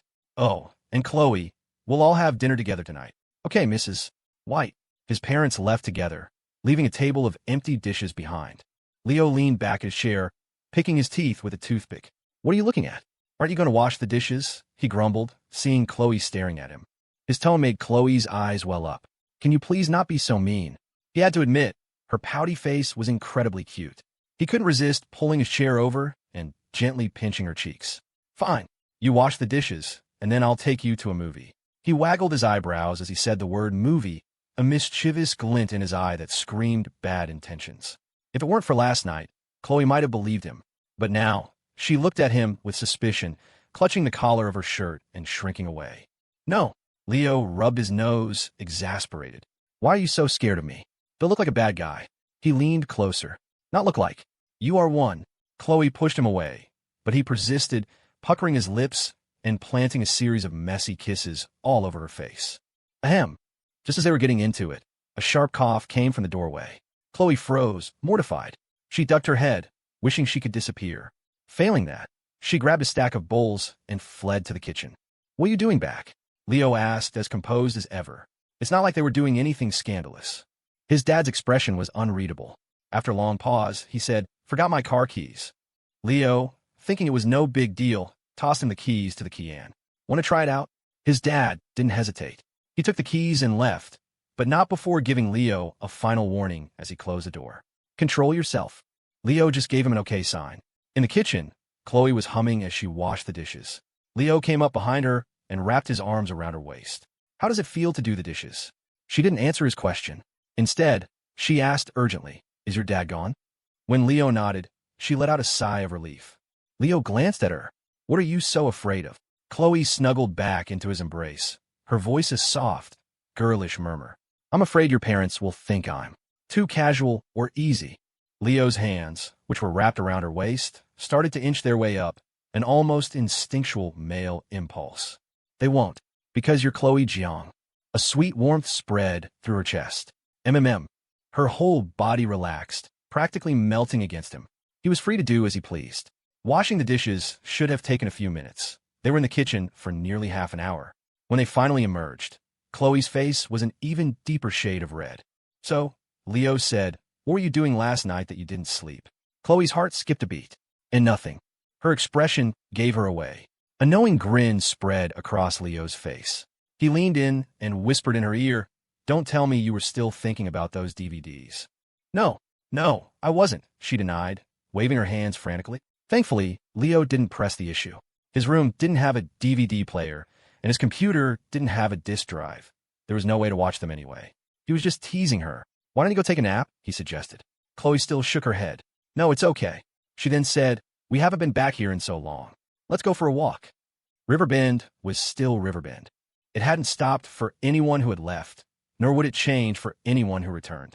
With the holidays approaching, many shops were having big sales, their windows decked out in festive lights and garlands. Red ribbons were tied around the lampposts and trees, giving the streets a cheerful glow. Leo and Chloe walked hand in hand down the familiar yet foreign streets. Leo, she said, why didn't I ever notice how pretty Riverbend was before? When they were younger, all they talked about was how small Riverbend was, how they couldn't wait to go to a big city and see the world. Now that they were out there, they realized how good their hometown was. It was the classic dilemma. The city that held your dreams had no room for your soul, and the hometown that held your soul had no room for your dreams. Leo picked up a fallen maple leaf from the sidewalk and handed it to her. If it's pretty, then you should come back and see it often. Who knows, in the future, these streets might not even be here. He wasn't just being dramatic. He knew that in a decade, this part of the city would have a new name, Riverbend North. It would be all skyscrapers, with no trace of its current charm. The sky wouldn't be this blue either. In this era, the Jiang Corporation headquarters was still the tallest building in Riverbend. You could see it from almost anywhere. Leo, Chloe asked suddenly, holding the maple leaf up to compare it with the distant building. Do you think the Jiang Corporation will still be called that in the future? A flicker of determination crossed Leo's eyes. The Jiang Corporation will only ever be called the Jiang Corporation. Chloe Jiang's Jiang. He had never doubted it. Chloe lowered her gaze, her eyes now focused only on the leaf in her hand. It doesn't matter what it's called, as long as you're with me. Leo playfully tweaked her cheek. Okay, my little fool. So, it doesn't matter what anything is called? What about when we have a kid? Before he could finish, she pressed her fingers to his lips. Who said I'm having a baby with you? Leo just shrugged. My little fool, of course. Right, little fool. Chloe pouted, but didn't argue. Her eyes suddenly lit up when she saw a man selling pinwheels up ahead. With her hands behind her back, she skipped joyfully toward him. I want this one, she declared, then pointed at Leo. He's paying. With Leo, Chloe was incredibly easy to please. A simple pinwheel could make her happy for an entire day. Chloe held the pinwheel in one hand, letting the breeze catch it, and watched it spin with a simple, unexplainable joy. She suddenly turned to Leo. Leo, I want to go see the old high school. Can we? Please. Her voice was thick with the sweet, cloying tone of a wheedling plea. I must be insane, Leo muttered to himself. Anyone else would have caved instantly. But this was Leo. It's a 30-minute walk from here to the school. No way. He would do almost anything, but walk for half an hour? His very soul rejected the idea. But Chloe was relentless. She grabbed his arm, draping herself over him. I remember. Don't you have a bike? We could ride there, please. If she hadn't mentioned it, Leo might have forgotten. Right now, forgetting seemed like the better option. Do I? I don't remember that. Seeing the dead-set refusal on his face, Chloe knew that threats wouldn't work. It was time for bribery. She leaned in close, her voice a syrupy whisper in his ear. I could wear that little plaid skirt. With the black stockings. Leo's eyes instinctively drifted down to Chloe's legs. They were long and perfectly straight, their beauty undeniable even in the slim cut of her winter jeans. He knew her skin was flawless. To him, those legs were a fatal weakness. Since she'd made the offer, refusing now would just be rude. All right, fine, he said, his tone full of false righteousness. But just so we're clear, it's not because I want to see your legs. I just suddenly feel like a bike ride. Chloe didn't bother arguing. Whatever he said, she'd accept. He was her man, after all. She had to spoil him. Let's go then, she said, her voice bright with excitement. She grabbed his hand and pulled him toward his house. Leo's bicycle hadn't been touched in a long time and was buried in the garage's storage corner. Fortunately, his mother, Helen, was a meticulous cleaner, so it wasn't covered in too much dust. As he pulled it out, he couldn't help but feel a wave of nostalgia. Back then, I'd offer you a ride, and you'd never take it. Chloe quickly turned her head away, her voice small and tinged with a hint of grievance. You always asked in front of so many people. How could I say yes? It was embarrassing. Leo just chuckled. What? So if I'd asked you in private, you might have said yes. Who knows? Chloe mumbled, not wanting to dwell on the topic. She pushed him toward the door. Leo had bought the bike in high school to get back and forth from home. It was old, and pedaling it was already an effort. With Chloe perched sideways on the back rack, pinwheel in hand, it was even harder. Luckily, Leo was in decent shape and wasn't gasping for air. Sometimes I think, if we could go back to high school, this would have been nice, wouldn't it? Chloe mused as they rode down the familiar route to their old school. If I could go back to that time, I'd kind of watch you play basketball every day and bring you water. Then I'd sit on the back of your bike and tell you about all the guys who wrote me love letters. Leo wasn't sure if he was imagining it, but Chloe's voice seemed to carry a trace of regret. He kept his eyes on the road, unable to see her face. Even if we went back, you'd still be Chloe Jiang, he said. The proud you would never have done any of that. Chloe tightened her arms around his waist. Who knows? She countered, then added, for reasons he couldn't fathom, don't worry. Even if I went back, I wouldn't be the bad guy. I wouldn't have tried to keep you and Sophia apart. The words hit Leo like a jolt. He slammed on the brakes, the bike screeching to a halt. Luckily, Chloe was holding on tight. What's wrong? He turned to look at her. It was probably only Leo who could make the once invincible Chloe Jiang say something like that. You dummy, Leo said, using the affectionate Chinese term she'd once called him. He didn't say anything more, just reached up and gently ruffled her hair before starting to pedal again. In the half year since they graduated, the area around the school hadn't changed much. The same few stationary shops were there, along with the snack stands selling fried treats and junk food. Leo remembered eating at every single one of them. Chloe hopped off the bike and gracefully smoothed out her clothes. Leo walked the bike as she looped her arm through his. With the school on winter break, business was dead for the local shops. Most were closed, but a few stalwarts remained open. Leo, I want one of those. Chloe pointed to a cart selling candied apples. Leo threw his hands up and shrugged. You want one? What a coincidence, so do I. How about you treat me? Chloe shook her head so hard it looked like a bobblehead doll. No way. I don't have any money. You're the big boss. You treat me. She started shaking his arm. Please, please. Pleading was a woman's natural weapon, and when it came from a girl as beautiful as Chloe, it was usually irresistible. But Leo wasn't a normal person. No, he was holding a grudge. Back in school, I offered you a bite of mine, and you refused. It was an ancient history he'd all but forgotten, but being back here brought it all flooding back. At the mention of it, however, Chloe seemed even angrier. You have a nerve to bring that up. She put her hands on her hips, glaring at him. That's not how you offer someone food. You'd already taken a huge bite out of it before you gave it to me. Leo blinked. Thinking back, that did sound right. Well, he said weakly it was because it was really sour. Chloe froze. When the reality of his words hit her, she started hammering his chest with her fists. You really are a bad guy. You've always been this bad. Knowing he was in the wrong, Leo wrapped an arm around her waist and steered her toward the old man selling the candied apples. Two, please. On the condition that he was buying, Chloe decided to temporarily forgive him. She was wearing a red-down jacket over a pair of light-wash jeans. As she ate, Leo worried she might be cold and pulled the jacket's hood over her head. The ring of white fur around the hood framed her already pristine, innocent face, making her look even more stunning. Leo pulled out his phone and snapped a picture. Not bad. Chloe leaned in to look. I've definitely gotten rounder since high school, she pouted. Leo shook his head. Not rounder. More mature. Back then, you hadn't fully blossomed yet. Compared to now, you were just a little kid. But Chloe's pout only deepened. But you don't like me as much as you used to. The Leo of the past had always revolved around her. It was as if she was the only person in his world. Now, Chloe felt a familiar pang of jealousy just thinking about it. But Leo slipped his phone back into his pocket and slung an arm around her shoulders. Back then, my like was just a crush. I just wanted to get my hands on you, to hold you and kiss you. He was brutally honest, but Chloe wasn't surprised. Back then, Leo was always looking for excuses to get close to her, though he'd never succeeded. And now, Leo repeated, then let out a long breath, his voice deepening. Now, I want to give you a place to land. I want you to know that wherever I am, that's your home. A home where you can always feel safe. Chloe was mesmerized. The look she gave Leo was filled with a melting tenderness. She knew he wasn't just saying words. When he was around, she felt truly safe. No matter what happened, he would never let her get hurt. It was one of the biggest reasons that she loved him so much. You jerk, she whispered, a thin mist forming in her eyes. She quickly wiped it away. Leo pretended not to notice, continuing to walk forward. Come on, let's keep looking around. Okay. They walked on, passing the old arcade that Spike used to own. It was a different place now. Under new management, the business was a shadow of its former self. Seeing Leo pause and look inside, Chloe made a suggestion. Want to go in and play? In all her life, Chloe had been to a net cafe, but never an arcade. And the only reason she'd gone to the net cafe was to find Leo. Let's do it. The thought had already crossed Leo's mind. Being here, he suddenly remembered that afternoon. If he hadn't agreed to go to the arcade with Sophia that day, would everything that followed have happened? He felt a strange sense of relief.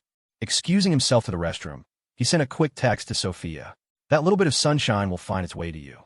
After sending the message, he turned on the faucet to wash his hands. Before he was even finished, his phone vibrated. At the arcade, after Leo confirmed, Sophia replied instantly. Beat a game on 1 credit. Wait for me. 10 minutes. Leo returned to find Chloe already engrossed in a game. He pulled out a pack of cigarettes, set it on the machine, and said nonchalantly, Sophia's coming over. Chloe didn't seem surprised at all, her eyes still glued to the screen. Fine by me. You could just go stand over there. Heh. Hearing Leo's cold laugh, Chloe turned her head, a sweet smile gracing her lips. I hope you have a self-awareness to realize that you're the third wheel here. Seeing Leo's baffled expression, Chloe wagged a finger at him. Sophia told me that when it comes to video games, you suck. Leo's breathing quickened. Was he being looked down upon? I'm an undefeated mid-lane sniper. Do I really need to prove myself to you? Chloe paused to think, then remembered something. Is that why you gave yourself that award? If she hadn't mentioned it, Leo would have forgotten. Back when he was promoting the Galaxy Gaming Lounge, they held a few esports tournaments. He'd participated in the Counter-Strike competition with his dorm rep crew and gotten crushed. He'd ended up creating some kind of special award for himself. A blush crept up his neck. "I'm not arguing with you." Chloe stuck her tongue out playfully. "Hit. She patted his shoulder. "It's okay. Everyone has their specialty." Just as they were playing together, a few thuggish-looking guys approached them. Chloe was naturally pretty and playful, making her a prime target for attention in places like arcades. Most guys only dared to look from a distance, but these were an exception. "Hey, beautiful. Playing a game? Why don't we play together?" one of them said, reaching out to put a hand on Chloe's shoulder. Before his hand could get close, there was a sickening crack, followed by a piercing scream. Even Leo was stunned. He'd been about to kick the guy in the next week, but someone had beaten him to it. "Mister White, you go on and enjoy yourself. Sorry for the disturbance." The man who'd acted was incredibly polite. He even knew Leo, but Leo racked his brain and couldn't place the guy at all. The man saw Leo's confusion and scratched his head with a sheepish grin. "Spike gave us specific orders. If we ever ran into you, we were to treat you with the utmost respect." "Spike?" Leo was even more surprised. The man nodded.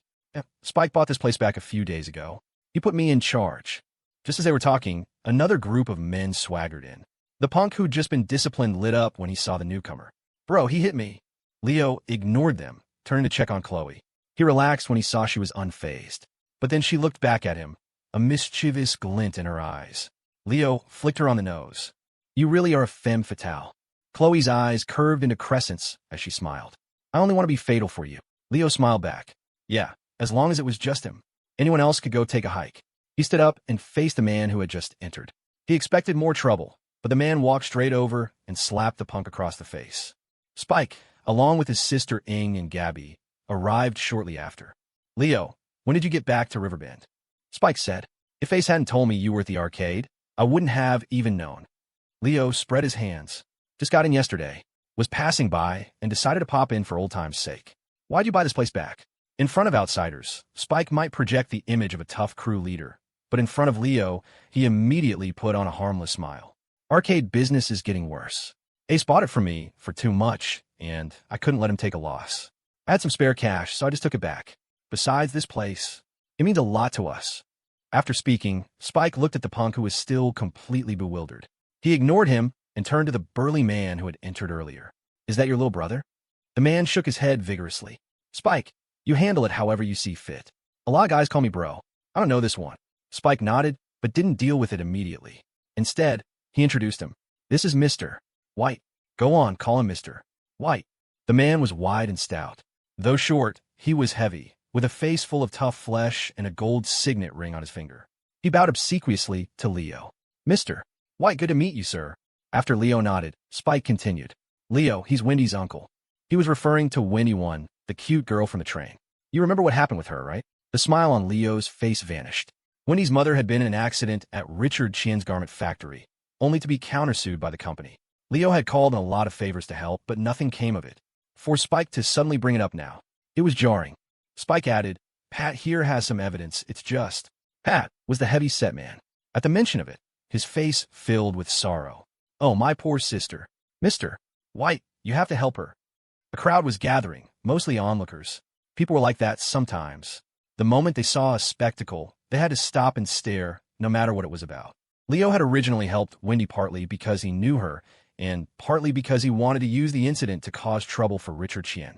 But it turned out the man was a slippery fox. It was clearly his factory's machine that had malfunctioned, yet instead of paying compensation, he turned the tables and sued them for improper operation, demanding damages that would have bankrupted Wendy's entire family. The stress had sent her mother into a deep depression, and Wendy had never gone back to the University of Oregon. Now, hearing that Pat had evidence, Leo was intrigued. "If you have evidence, then why didn't you?" Before Leo could finish, he was cut off by a dry laugh from the side. "Well, evidence in my hands. If I turned it in, it would probably just end up as scrap paper." Pat sighed. "The owner of that factory in Riverbend, he has connections everywhere. He's even tied in with the Jiang." Pat was about to say more, but Spike cut him off sharply. "That's enough, Pat. We can talk about some things later." As he spoke, he snuck a glance at Chloe's expression. Leo did the same. Thankfully, Chloe was still engrossed in her game, seemingly oblivious to everything. "All right, how about this?" Leo said. "I don't have time today. Let's have lunch tomorrow. Bring Wendy and her family. Pat and Spike knew each other from way back, but weren't close. Pat had only agreed to come with Spike because he knew Leo had helped Wendy's mother after the accident. He had his own agenda. If he could use this opportunity to connect with Leo, it would be a massive windfall for him. Not long ago, Spike was just a small-time punk running an arcade. Now, in just half a year, he was the vice president of a construction company, worth a small fortune and driving a car that cost tens of thousands. Pat used to look down on Spike, but now he knew it was all because of Leo. That name was practically a household word in Riverbend. Combined with the things Wendy had mentioned offhandedly, the name echoed in Pat's ears like thunder. Right, Mr. White?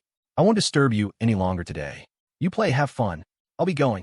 Pat maintained a fawning smile in front of Leo, which astonished everyone who knew him. Is that really Pat? I've never seen him so polite, not even when he's getting into a fight. Mind your own business.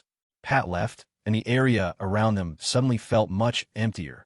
Spike casually pulled up a stool and sat down. Leo, about what Pat said. What are you planning to do? Leo shook his head slightly. We'll talk about it tomorrow. I'm playing a game. Want to join? Spike gave a sheepish grin. Nah, when I was running this place, I played every day. I'm sick of it. Leo didn't press him. He was just curious about something else. Why are you here? Didn't you go home with your brother and sister? He was looking at Gabby. She was younger than Leo and used to be a little scene queen. Now, her hair was back to its natural black color, free of hairspray. She actually looked quite innocent. Hearing Leo's question, she pouted, looking instantly aggrieved. Leo saw her expression and didn't press further. Did you have a fight? Gabby pouted and gave a stubborn nod. It's their fault. Leo never wanted to meddle in other people's family affairs. Gabby started to explain, but Leo waved his hand. Hey, can you grab me a water? Then he turned to Chloe. Chloe, what do you want to drink? Chloe didn't even look up. A sun-kissed. Okay. Leo turned back to Gabby. If you don't mind. Gabby stomped her foot, but went out to buy the drinks anyway. After she left, Spike couldn't help but chuckle. Leo, don't tease her like that. The kid's already upset. Leo took out his cigarettes and handed one to Spike. A kid can be clueless, but you should know better, he said matter-of-factly. Her family isn't from Riverbend, right? Is she spending the holidays with you? Spike gave a nervous laugh. Well, her family situation is a little special. They already moved out of their village, but they insist on going back for the holidays to perform some ancestor worship ritual. She said if she goes back with them, she might not be able to get out again, and she's afraid she won't have anyone to call for help. Leo vaguely remembered something about this. Spike had even dipped into the funds for opening a new branch of the gaming lounge to help her. If it had been anyone else, Leo would have cut ties with him long ago. But because it was Spike, he was still standing here. All right, Leo said, not wanting to say more. He changed the subject. So what are your family's plans for the holidays? Having a big dinner. Chloe, still playing, was secretly smiling. The way Leo asked, that sounded an awful lot like, I'm coming over to freeload, so you better be ready. Clearly, Spike heard it too. He grinned. We never used to do that stuff. We weren't really in touch with our relatives. But this year, for some reason, it feels like we suddenly have a lot more family. So yeah, we're having a family dinner. Leo, you have to come. And Chloe, please, grace us with your presence. I'm begging you. Spike actually put his hands together in a prayer motion. Leo smacked him on the shoulder. What are you doing? Praying to a saint. Just tell me when it's set. You got it. They chatted for a while longer. Soon, a figure appeared in the doorway. It was Sophia, dressed in a chic beige overcoat, peering inside. When she saw Leo, she walked over happily. Well, look who's here. Spike, ever the perceptive one, saw her and immediately found an excuse to leave. He ran into Gabby returning with the drinks at the door. Seeing she'd only bought one bottle, he grabbed her and dragged her away. Gabby panicked, but Leo wanted that. Spike was unmoved, pulling her along. Don't ask so many questions about adult business. Oh, because of the earlier incident, the arcade had thinned out. Most people had realized Leo was not someone to mess with and wanted to avoid trouble. When are you heading to L? The game machine was two-player. With Chloe and Sophia playing, Leo had nothing to do. He walked behind Sophia and started massaging her shoulders. Sophia thought for a moment. My dad and I might go to L. For New Year's Eve. We'll probably leave in a day or two. Sophia's parents actually had a decent relationship. They were only separated for specific reasons. If they could spend the holiday together, it would be a good sign. At least, it would be for Sophia. As Leo was lost in thought, he felt Sophia pat his hand. What's wrong? Sophia sounded annoyed. Can you use a little more pressure? Didn't you eat today? Leo actually hadn't eaten. He'd had a little oatmeal in the morning and had been out wandering ever since. The problem was, Chloe hadn't said she was hungry either. Since Sophia had brought it up, Leo wasn't going to be polite. How about you treat us? Sophia's slender, pale fingers danced across the buttons as she pushed the joystick. Sure, she said softly. By the way, you guys are just wandering around the old school, right? Is that little taco place we used to go to still open? Hearing this, Leo's hands instinctively paused their massage. I wasn't close with you in high school. How do you know where I used to go? Sophia didn't answer. She just hummed a little tune to herself, her head bobbing happily. Leo didn't bother asking again. He watched them play. Their coordination was surprisingly good. They actually managed to beat the game on a single credit. So easy. Sophia high-fived Chloe after their victory. Come on, let's go eat. Sophia stood up first and stretched. Unfortunately, she was wearing a thick coat, so there wasn't much to see. She must have caught Leo's glance because she muttered pervert under her breath before linking arms with Chloe and heading for the door. On the way, they passed a boba tea shop and ducked inside. The walls were covered in sticky notes. Leo glanced at them. They were either from ambitious students vowing to study for 100 days to get into Stanford or Harvard, or from melodramatic kids writing things like, "We'll be brothers for life." There were also notes from young couples who had drawn a heart around their names with a little addendum like, "Don't forget to marry me." Like anyone remembers that after they go to college, Leo muttered. Leo, did you ever write one of these? Chloe asked. She had finished ordering and was also looking at the wish wall. Leo threw his hands up. No way. Sophia leaned in. Her eyes narrowed in suspicion. Really? Never. Leo shook his head. I really can't remember. He didn't remember a lot of things from high school. Like this boba shop. Sophia didn't believe him. She found a stool, sat down, and gazed at the wall, seemingly lost in memory. Back when we were in school, Chloe, your name was on this wall more than anyone else's. This didn't surprise Leo at all. Besides her looks, just being Ethan Jong's only daughter made her a target for countless suitors. Her beauty was just a bonus. He couldn't help but sigh. See, the idea of being a gold digger isn't exactly a rare one. Chloe was instantly displeased. Can it just be that I'm so amazing that a lot of people like me? Leo looked her up and down, an unreadable expression on his face. To Chloe, this was a clear provocation. Leo, what's that supposed to mean? Are you saying I'm not good enough for you? Leo laughed and casually slung an arm around her shoulder. Of course not. I'm the luckiest guy in the world. Though his tone was perfunctory, Chloe decided to be magnanimous and not argue. She just pretended he meant it. That's more like it. By the way, Sophia, how did you know that? It only just occurred to Chloe to wonder how Sophia knew her name had been all over the confession wall. Sophia's face was wreathed in a constant smile, her eyes curving into beautiful crescents. Hearing Chloe's question, she pointed to a note on the wall. I used to come here a lot. I wrote one too.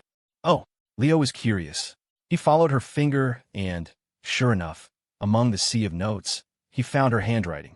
It was elegant and distinctive, easy to recognize. Sophia had written only a few words, but each one was heart-wrenching. I wish I could just be invisible, so I could watch you forever. Chloe saw it too, and tactfully didn't press the issue. Leo, however, pulled it right off the wall. It's 2005, who still dreams of being invisible? Sophia giggled, snatched it from his hand, and held it, staring at it for a long time. Tell me, if someone was always watching you, silently, do you really think you'd never feel it? Just as she finished speaking, the girl behind the counter called their number. Their drinks were ready. Leo didn't want to answer the question. He silently praised the girl's timing and hurried over to get the drinks. One for each of them. Should we go eat? Sophia could tell Leo didn't want to dwell on the topic, so she dropped it. Let's go. Halfway there, Sophia suddenly remembered something and called out to Leo. When he stopped, she continued, my dad's been really busy lately dealing with some things at the university. I asked him so. Maybe you could find some time to come to L. Leo had previously said he would visit her father over the break. In Sophia's mind, with her mother there to help, her slightly old-fashioned, academic father wouldn't get too emotional. Leo pondered for a moment, then nodded. All right, let me know when you're going, and I'll make arrangements. They weren't trying to hide the conversation from Chloe. Thankfully, she didn't get angry. After all, she'd had him to herself for the entire summer. To get possessive now would be a bit unreasonable. Deep down, Chloe was clear-headed. When you're young, you should be a little reckless with the person you love. What are you three doing? Just as they reached the taco place, a sharp voice called out from behind them. Leo froze for a second, then turned around. Mr. Schultz. Their old teacher and his wife were just passing by on their way back from grocery shopping. He'd spotted them, and a teacher's instinct must have kicked in, prompting the reprimand. You guys haven't eaten yet. Mr. Schultz guessed from their expressions. He made a suggestion. Come over to my place. I just bought groceries. Chloe felt a little awkward, not wanting to impose. But Leo was all smiles. Then it's a date. I've been meaning to freeload a meal off you for ages. I was just about to call and set a time. Mister. Schultz gave a humorless chuckle. Last time you snuck off and paid the bill. What? You trying to eat your money's worth back this time? Hearing him mention last time, Leo's heart skipped a beat. Last time, that was after fall break, when he and Sophia had visited the school and treated the teachers to dinner. He had kept that from Chloe. Right, let's go, I'm starving. Watching Leo sling an arm around Mr. Schultz's shoulders, laughing and joking, Chloe turned to Sophia. Sophia, tell me, why does he deliberately hide things from me, even when he knows I won't get mad? Sophia watched Leo's retreating back. Because he cares, she said softly. Then she added, Chloe, I really could be the invisible one. Chloe didn't know why Sophia would say such a thing, but she shook her head in refusal. You really think he would let you be invisible? Come on, don't overthink it. She took Sophia's arm, and they jogged to catch up. Mr. Schultz had been a teacher for decades, with students all over the country, yet he lived a modest life. With his reputation, he could have easily opened a tutoring center and made a fortune, but he refused. He felt it was a disservice to his students. He taught for the sake of education, not for fame or fortune. Leo had called him a stubborn old mule. His wife thought so too, but she still supported his decision. As she put it, they had lived their whole lives this way. With one foot in the grave, there was no point in chasing after things they didn't need. Leo saw himself as a businessman tainted by a murky world. He couldn't comprehend the noble principles etched into their bones. The most he could do was check in on their health from time to time. The treatment for his teacher's lung condition had helped a lot, and now he just needed to rest. To that end, Leo had donated a batch of dustless chalk to the school and cleared out all the cigarettes from Mr. Schultz's house. He had done his duty. Though Mr. Schultz had cursed him out as he was leaving, Leo felt a sense of satisfaction. Get out, and don't you ever come back. It's bad enough you show up empty-handed to eat, but you have the nerve to take things when you leave. I don't have a student like you. Mr. Schultz yelled, slamming the door shut with a loud thud. Was that a little much? Even Chloe felt it was over the top, her voice soft. But Leo didn't care. He looked at the pack of Pall Malls in his hand and sighed contentedly. Let's put it this way, if anyone else gave me these, I wouldn't even bother smoking them. But from him, it's different. Back in school, I always dreamed of the day I could swipe something from him. In truth, after Leo left, Mr. Schultz stopped fuming. His wife brought him a glass of water, smiling. You should be secretly thrilled to have a student like him. Everyone knows the boss of Rush Sportswear is your student. The teacher side, they say teaching is about educating and nurturing character. I have no problem with the educating part, but the character. Look at him. He didn't have to say it aloud. His wife knew what he meant. Look at them now. Aren't they happy? By most people's standards, Leo is already a success at such a young age. Why should we use our ordinary perspective to judge him? Mr. Schultz fell silent. After a long moment, he shook his head. You're right. He's already succeeded. Whether he was successful or not, Leo didn't know and didn't care. If being rich was success, then he supposed he was. Sophia had things to do in the afternoon and didn't stay long. It was just Leo and Chloe again. On the way back, Chloe sat on the back of the bike, her arms wrapped around him, bringing up what had just happened. She thought Leo would be surprised, but he was completely unfazed, even saying casually, next time she asks you something like that, just ask her what color burlap sack she prefers. Chloe burst out laughing. What? You're going to kidnap her? It's not out of the question, Leo continued. By the way, buy one in your favorite color, too. Save me a second trip. He was still pedaling when he felt a sharp pinch on his side. I would never. She didn't specify if she would never buy the sack or never leave. Judging by how tightly she was clinging to him, it was probably the latter. The afternoon was lazy and uneventful. Leo took Chloe on a leisurely tour of the town. River Bend wasn't large. A full circuit on a bike was easily done in an afternoon. When they got home, Leo collapsed on his bed. Seriously, spending an afternoon with you is more tiring than a full day of classes. The faint, sweet scent of Chloe lingered on his bed. It was pleasant. She brought him a glass of water.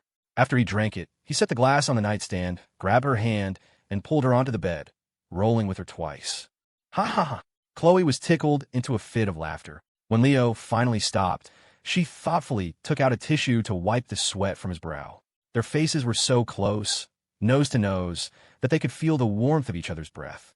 Feeling Leo's hand misbehaving on her body, Chloe tried to sit up, but he held her tight. Unable to break free, she gave up and relaxed against him, tickling his face with her hair. It was an annoying sensation, but at least his hands were happy. Leo figured it was a fair trade. As for what Chloe was thinking, he'd deal with it later. He could take responsibility if he had to. He couldn't give her much else. She didn't care about money. So, he'd just offer up his worthless body. Lying in his arms, Chloe felt that this was good too.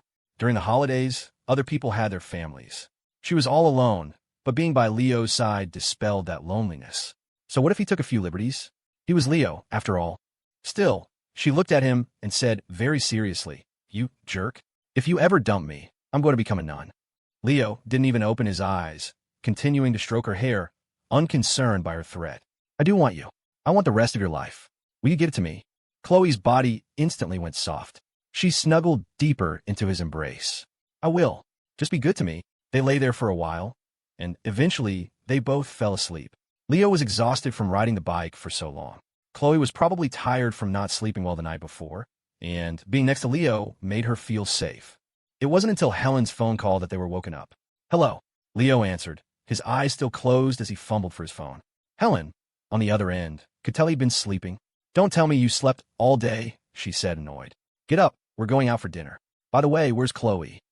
Before Leo could answer, Chloe woke up too. Rubbing her eyes, she asked in a lazy voice, "Is that your mom?" Helen fell silent. At first, Leo didn't think anything of it. He was still half asleep, but a moment later, reality hit, and he scrambled to explain. "Mom, listen to me. It's not what you think." Helen let out a cold laugh. "And what is it that I'm thinking?"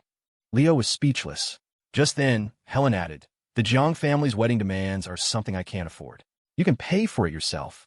With that, she prepared to hang up, but not before telling Leo the name of the restaurant for dinner. After the dial tone sounded, Leo looked at the utterly innocent expression on Chloe's face. He had a strong suspicion she'd done on purpose.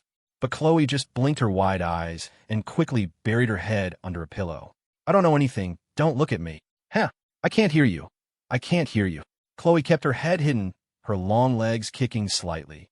It seemed even she knew she'd lost face. Leo couldn't be bothered with her. He got out of bed, got dressed, washed his face, and prepared to leave. "Let's go." Hearing Leo's urging, Chloe peeked out with one eye.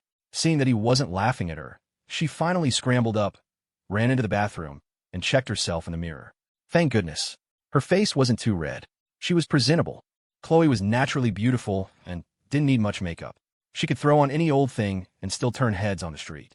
Even so, when choosing her clothes, she was always meticulous about finding a style that suited her. Youthful and vibrant, one look was enough to captivate a young man for his entire adolescence. "You're so beautiful. No wonder I was so easily seduced by you." Leo watched her as she changed. Once she was ready, she did a little twirl in front of him. He couldn't help but sigh in admiration. His words, however, displeased her. "Seduced? Can't you use a better word? It's called attraction." Seeing that she dared to talk back, Leo wasn't about to let it slide. He walked over and gave her a firm pat on the rear. It must have been a bit harder than she expected, because Chloe let out a little cry of pain and then glared at him, her cheeks puffed out.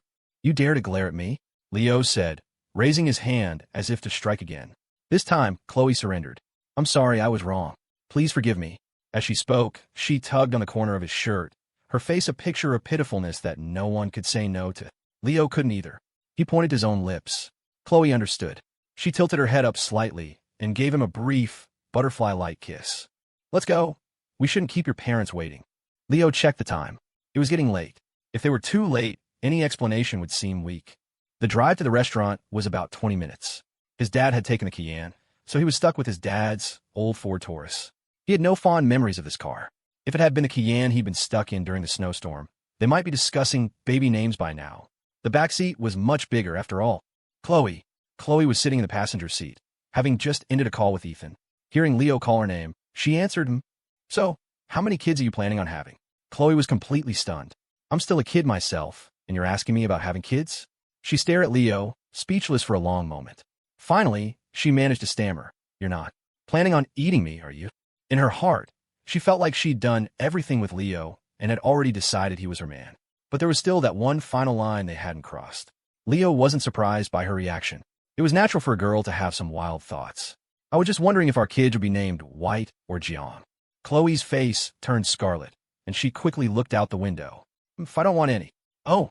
Leo slowed the car to a stop at a red light and turned to look at her. "You don't?" Chloe nodded stubbornly. "I don't. I'm not having any with you." Leo chuckled softly. "That's not up to you."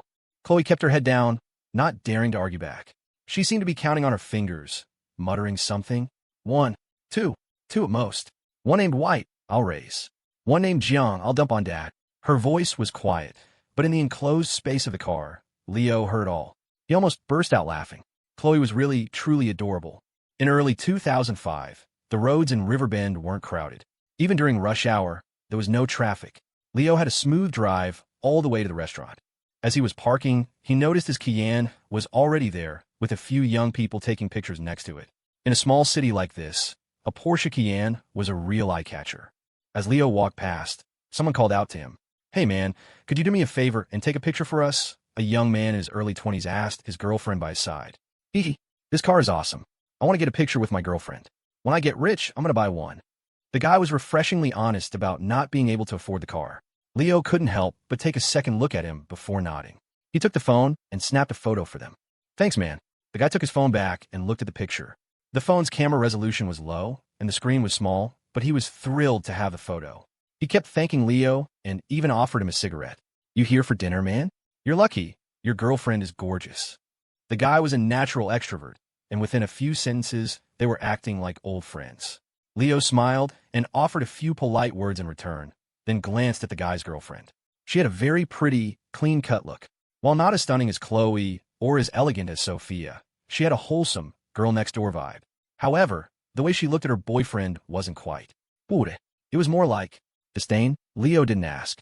He just said vaguely, "Your girlfriend is very pretty too. Remember, work hard and get her in that passenger seat soon." The young man smiled and nodded. "I'll take that as a blessing." It was good for a young man to have dreams. You never knew if they might come true. Leo didn't want to be the one to burst his bubble. After a brief farewell, he took Chloe and left.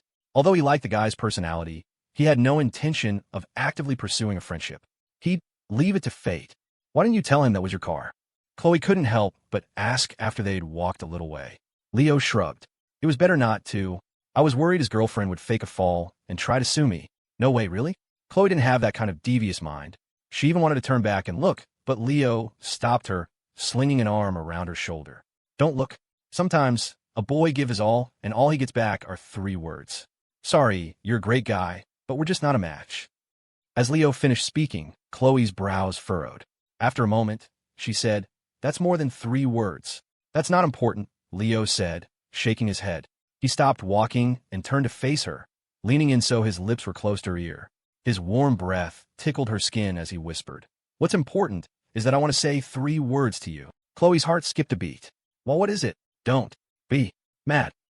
Chloe was baffled. Those were not the 3 words she had been expecting. But Leo didn't leave her hanging for long. "Mr. Stewart, you're here too." Mr. Stewart beamed. "Leo, what a coincidence. Our family is having our holiday dinner here as well." A few people were with Mr. Stewart, including his niece, Eliza. The moment she saw Leo, she rushed over. "Mr. White, good evening. You're here for dinner, I assume? Which private room are you in? Perhaps I could stop by later to offer a toast." Eliza's gaze was fixed on Leo, completely unabashed. It was hard to tell if she was deeply calculating or just incredibly naive. She was being this blatant even with Chloe standing right there. In that moment, Chloe finally understood what Leo had just told her. "Don't be mad. Don't be mad." Leo smiled politely. "Let's save it for another time." "Mr. Stewart, you and Eliza are related?" he asked, feigning ignorance as a subtle warning. Mr. Stewart caught the questioning tone in Leo's voice and quickly explained. "Eliza just graduated. Her major is a perfect fit for her current position, so I brought her on to get some experience." There was something Mr. Stewart didn't say. Eliza had gone through the company's strict hiring process, just like everyone else. He hadn't pulled any strings for her. Leo knew Mr. Stewart's character. Otherwise, he wouldn't have gone to the trouble of poaching him from his uncle's company. That's why he always called him Mr. Stewart, as a sign of respect. His question today wasn't for an explanation. It was a message from Mr. Stewart to give Eliza a little reminder. Tread carefully. The last thing Leo wanted was drama in his backyard. The memory of the ginger soup incident from the night they were trapped in the snow was still fresh. "Well, Mr. Stewart, you all have fun. My parents are waiting for me. See you around." Leo was surprised to run into them here. He wasn't sure if it was a coincidence or something else. Chloe was well-behaved this time, staying silent from beginning to end. Only after Mr. Stewart's group had walked away did she speak, her voice low. The way Eliza Stewart looks at you. It's not right. It takes a woman to know a woman. From just a single glance, Chloe understood exactly what Eliza was thinking. Leo ruffled her hair. Not right? What you gonna do, eat me?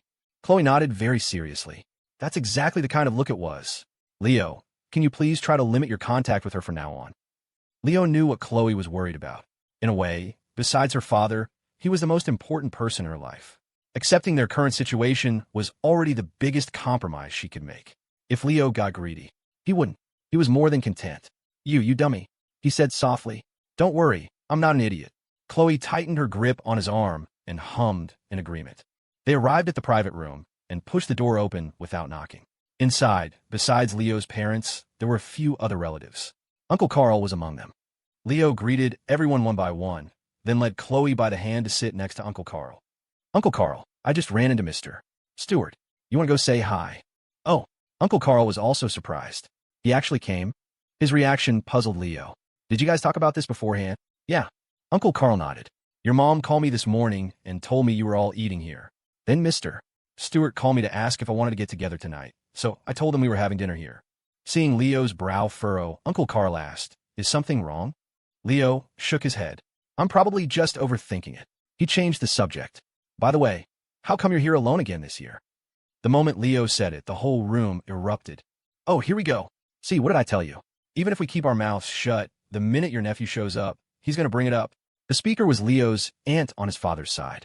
In the White family, she was the most talkative and sharp-tongued, never pulling her punches. But she was a good person and used to secretly stuff cash into Leo's pockets, telling him not to forget her when he grew up and made it big. Look, even little Leo knows to bring a girlfriend home. What about you? Uncle Carl was rendered speechless and could only manage a sheepish grin. Hey sis, can you just talk without bringing me into it? I'm already sitting in the corner. What more do you want?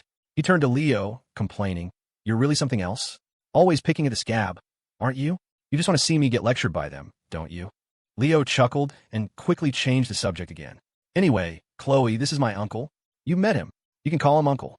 Chloe was always calm and composed. She smiled sweetly, a look that easily won people over. Hello, uncle. Hearing her call him uncle, Uncle Carl's eyes crinkled into a line, the flesh on his cheeks jiggling. He answered enthusiastically and quickly pulled out a red envelope. I know you're not short on money, but this is just a little something from me. Please take it. Chloe didn't refuse. In a way, a red envelope from an elder was a sign of acceptance. Thank you, uncle. This is my aunt. Hello, Annie. Leo introduced her to everyone. The people present were all close family. They were all delighted to hear Chloe address them so familiarly. By the end of the introductions, Chloe had a thick stack of red envelopes in her hand. Before she could even start feeling smug, Leo pointed at his mother, Helen. And this is my mom. You call her mom too. Chloe, not thinking, instinctively complied. Mom. This time it wasn't just her. Everyone at the table froze. A moment later, the room exploded with laughter. Good, that's great. Helen shot Leo a glare. Now, she was in a bind. She couldn't say yes, but she couldn't say no. She had no choice but to take out the gift she had prepared for her. Chloe, I wish you happiness and good health every day. After her slip-up, Chloe was a bit flustered, but she quickly recovered, accepted the gift gracefully with a thank you, and then, under the table, gave Leo's thigh a vicious twist. A pinch from Chloe was no more than a tickle to Leo. He continued eating, his expression unchanged. Seeing him so unaffected, Chloe went for his foot, stomping down hard twice. Are you crazy? Leo hissed under his breath. We're trying to eat here. Why are you kicking me? Now, Chloe was even angrier. You. She wanted to ask him why he'd said that, but after sputtering for a moment, she didn't know how to phrase it. Finally, she just sighed and muttered to herself, Fine, I won't stoop to your level. Heh. Leo gave a cold chuckle and went back to his food. Uncle Carl saw their little exchange and grinned. He leaned closer to Leo. Not bad, kid. You really have Ethan John's precious daughter wrapped around your finger. Uncle Carl had met Chloe over the summer and had told Leo back then to seize the opportunity. Sometimes, choosing the right person could save you decades of struggle. But after he learned Chloe's identity, he thought the gap between them was too vast, that it was unrealistic. But now, Uncle Carl sighed in amazement. But there was one more thing on his mind. What about the other girl? The one named Sophia? Leo quickly put a couple of pieces of meat on his uncle's plate. She went home. Should I call her over? Uncle Carl had already had a couple of small glasses of liquor and was feeling drowsy. But hearing this, he seemed to sober up instantly. He stole a glance at Chloe. Don't you dare. He didn't know the full story of Leo's affairs, or rather, he didn't care about his love life. He was just afraid Leo was trying to act tough in front of him and would actually call her. That would surely make Chloe angry. Leo just smiled and raised his glass without a word. The atmosphere in the room was lively. His aunt, whom we'll call Carol, led a group of other aunts in conversation with Chloe. First, they praised her beauty, then they moved on to Leo. Chloe, tell us, what do you see in this kid Leo? Among all the kids in our family, he was always the most mischievous. Every time he came back to the village, he was like a little tyrant, leading a gang of kids and causing all sorts of trouble, especially during the holidays. One time, he was blowing up cow pies with firecrackers just as the village chief was walking by. It splattered all over his face, and there wasn't a single dog bowl in the village that was left intact. Hearing these stories of Leo's childhood antics, Chloe was bent over with laughter. Hey, why were you so naughty? Leo shrugged, explaining nonchalantly. You've never been to the countryside. You have no idea how appealing a bowl is when you have a firecracker in your hand. Chloe really didn't know. She had been pampered her whole life, living a high-end lifestyle. She'd never experienced something so rustic. She could only dream of it. I don't care, you have to take me to do that this year. Except for Leo's parents and Uncle Carl, no one in the room knew Chloe's identity. Hearing her say this, they were all surprised and began to speculate. This girl's family must be rich and influential. With that thought, they became even more enthusiastic. Chloe, are you two still students? Aunt Carol asked. She was sitting on Chloe's other side and had just peeled a shrimp for her. Are you at the same school? Chloe nodded. Yes, Aunt Carol. We were in the same class in high school, and now we're at the same university. So, that means you two were together back in high school. Aunt Carol's face was a mask of gossip. This made Chloe blush. No, not really. Leo knew his aunt's personality. Once she got started, she wouldn't stop. More importantly, no matter how Chloe answered, the story that came out of his aunt's mouth later would be completely twisted. He could already imagine it. Before long, all his relatives would know he'd been in a puppy love romance in high school, which was why he didn't do well on his college entrance exams. Chloe was no match for his aunt. After just a few sentences, she was at a loss for words and shot Leo a desperate look for help. Aunt Carol, have some food. You can't just drink, Leo said, standing up to refill her glass before she could refuse. Aunt Carol, how come my uncle isn't here today? Maybe you should drink a share, too. Aunt Carol shot Leo a glare. So young and already learning how to push drinks on people. Your uncle has a company party tonight. He couldn't make it. Oh, right. The mention of it seemed to remind her of something. She took a sip of her drink and put the glass down. I know you're successful now. You're a big boss. Do you have any connections to help your uncle out? He's stuck in the middle right now, not going anywhere. It's not a long-term solution. She lowered her voice so only Leo and Chloe could hear. Leo didn't have a strong impression of his uncle, only that he had a decent job with a good salary. In his past life, when he was starting his own business, his aunt had even asked if he was having financial trouble, offering to help with $100,000 or $200,000. That was back around 2008. At that time, they had just bought a house and still had that much in savings. Their income must have been substantial. Thinking of this, he asked, I remember my uncle is highly educated and very capable. Every industry values talent these days. He should be. Before he could finish, his aunt cut him off. Should be. Your uncle has a stubborn temper. He's good at his job, but when it comes to office politics, how can he compete with others? Leo didn't ask further, just said, where is he working now? At the Jiang Corporation. Leo had just taken a sip of water. He choked and spat it out. Where? The Jiang Corporation, his aunt repeated, confused. What's wrong? Chloe handed him a napkin. Leo wiped his mouth and shook his head. No, nothing. He muttered to himself. That makes sense, actually. His uncle was highly educated. In Riverbend, only a few companies could retain someone like him. The Jiang Corporation was the top choice. Just then, his aunt continued. It's been a tough year for Jiang Corp. Outsiders just see the spectacle, but only the employees know how messy it is inside. It still looks prosperous on the surface, but it's already falling apart. You know CEO Jiang, right? I heard he's already left the company. Leo nodded calmly, then looked at his aunt with a serene expression. Aunt Carol, you haven't watched the news lately, have you? Hearing him ask this so suddenly, his aunt was a bit confused, but she nodded in admission. I've been too busy. Where would I find the time? Why? Leo wore an expression that said, that explains everything. No wonder. He mumbled. Chloe, sitting beside him, covered her mouth to hide a smile. Once Leo was quiet, she turned to his aunt. What department is my uncle in, and what's his name? Although Ethan was currently trying to transfer all of the Jiang Corporation's resources and technology out, he had no intention of letting the company just die. Otherwise, he wouldn't be running himself ragged day and night. Taking care of one person was a small matter for him. Even if Leo's uncle was a do-nothing loafer, it wouldn't matter. Even Leo's own company had positions set aside for favors and connections. Why wouldn't a giant like the Jiang Corporation? Aunt Carol didn't know why Chloe was asking, but she told her. Chloe sent a quick text to her father. A moment later, she gave Leo a thumbs up. Not long after, Aunt Carol's phone rang. "Honey, I won the grand prize at the company party. $5,000 in cash." Her husband's voice was electric with excitement, even through the phone. At first, his wife was thrilled, but after she calmed down and hung up, she gave Chloe a long, hard look. She had just told her about him, and now he wins the lottery? Could it be such a coincidence? Chloe's last name was Jiang. Suddenly, a million theories exploded in her mind. Eat up. Unsure of what was happening, she just busied herself by putting more food on Chloe's plate. Then she quietly sent her husband a text. "Have you ever heard the name Chloe Jiang?" The reply came back in less than 2 minutes. I asked around. "I think CEO Jiang's daughter is named Chloe Jiang." "Why? Do you know her?" The moment she saw the message, Aunt Carol started to tremble. To her, Ethan Jiang was an insurmountable mountain, someone she'd only seen on the news. Any major development project in Riverbend almost always had the Jiang Corporation's shadow over it.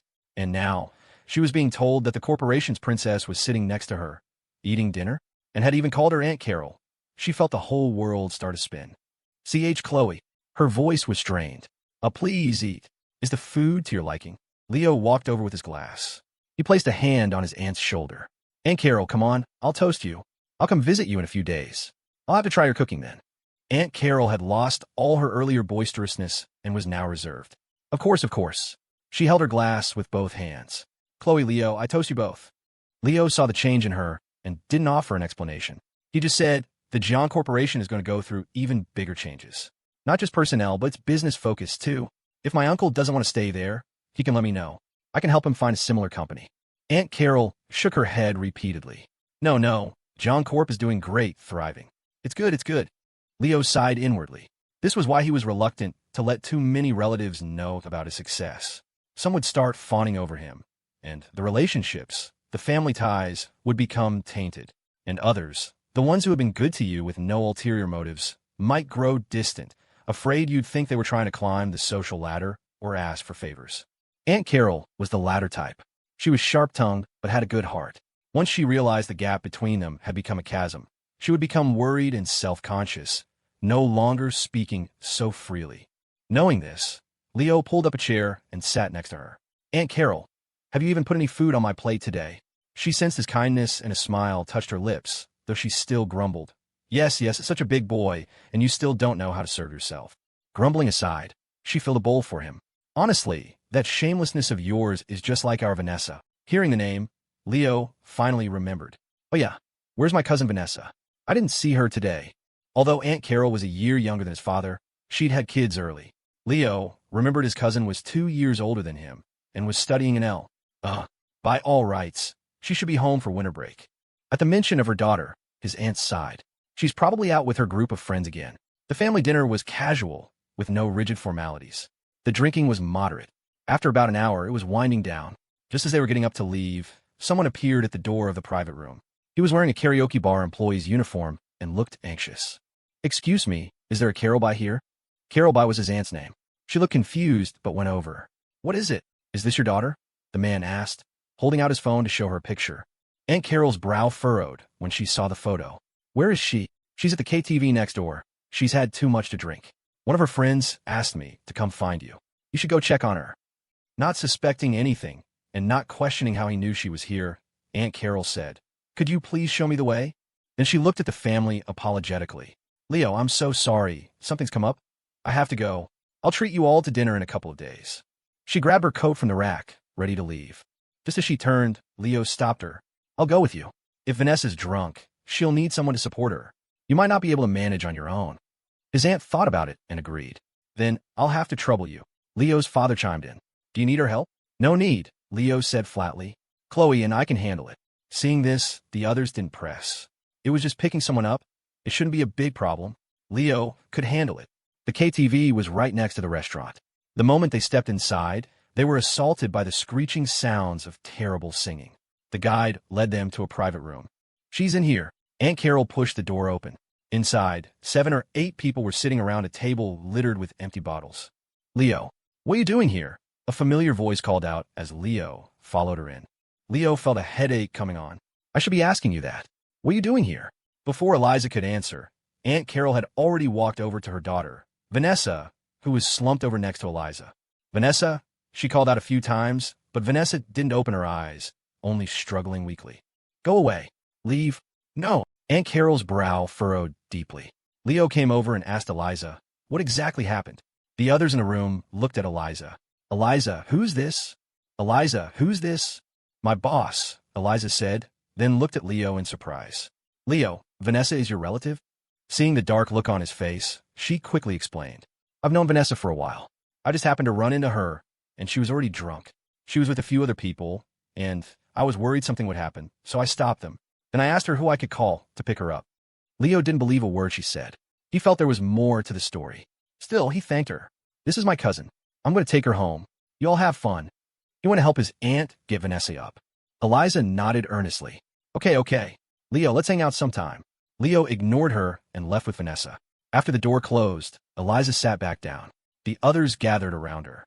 "Eliza, is that the boss you were talking about? The one who's handsome, rich, and charming?" Eliza hummed in agreement, a strange smile on her face. "What do you think? Not bad, right? So I have to work hard." Someone next to her threw cold water on her enthusiasm. "He's not bad, but that girl next to him was really pretty too." Eliza was unfazed. She walked over to the console, picked a song, and then returned. "What if I told you there's another, equally amazing girl? Would that be even more incredible?" She didn't finish, just muttered to herself, "Who cares?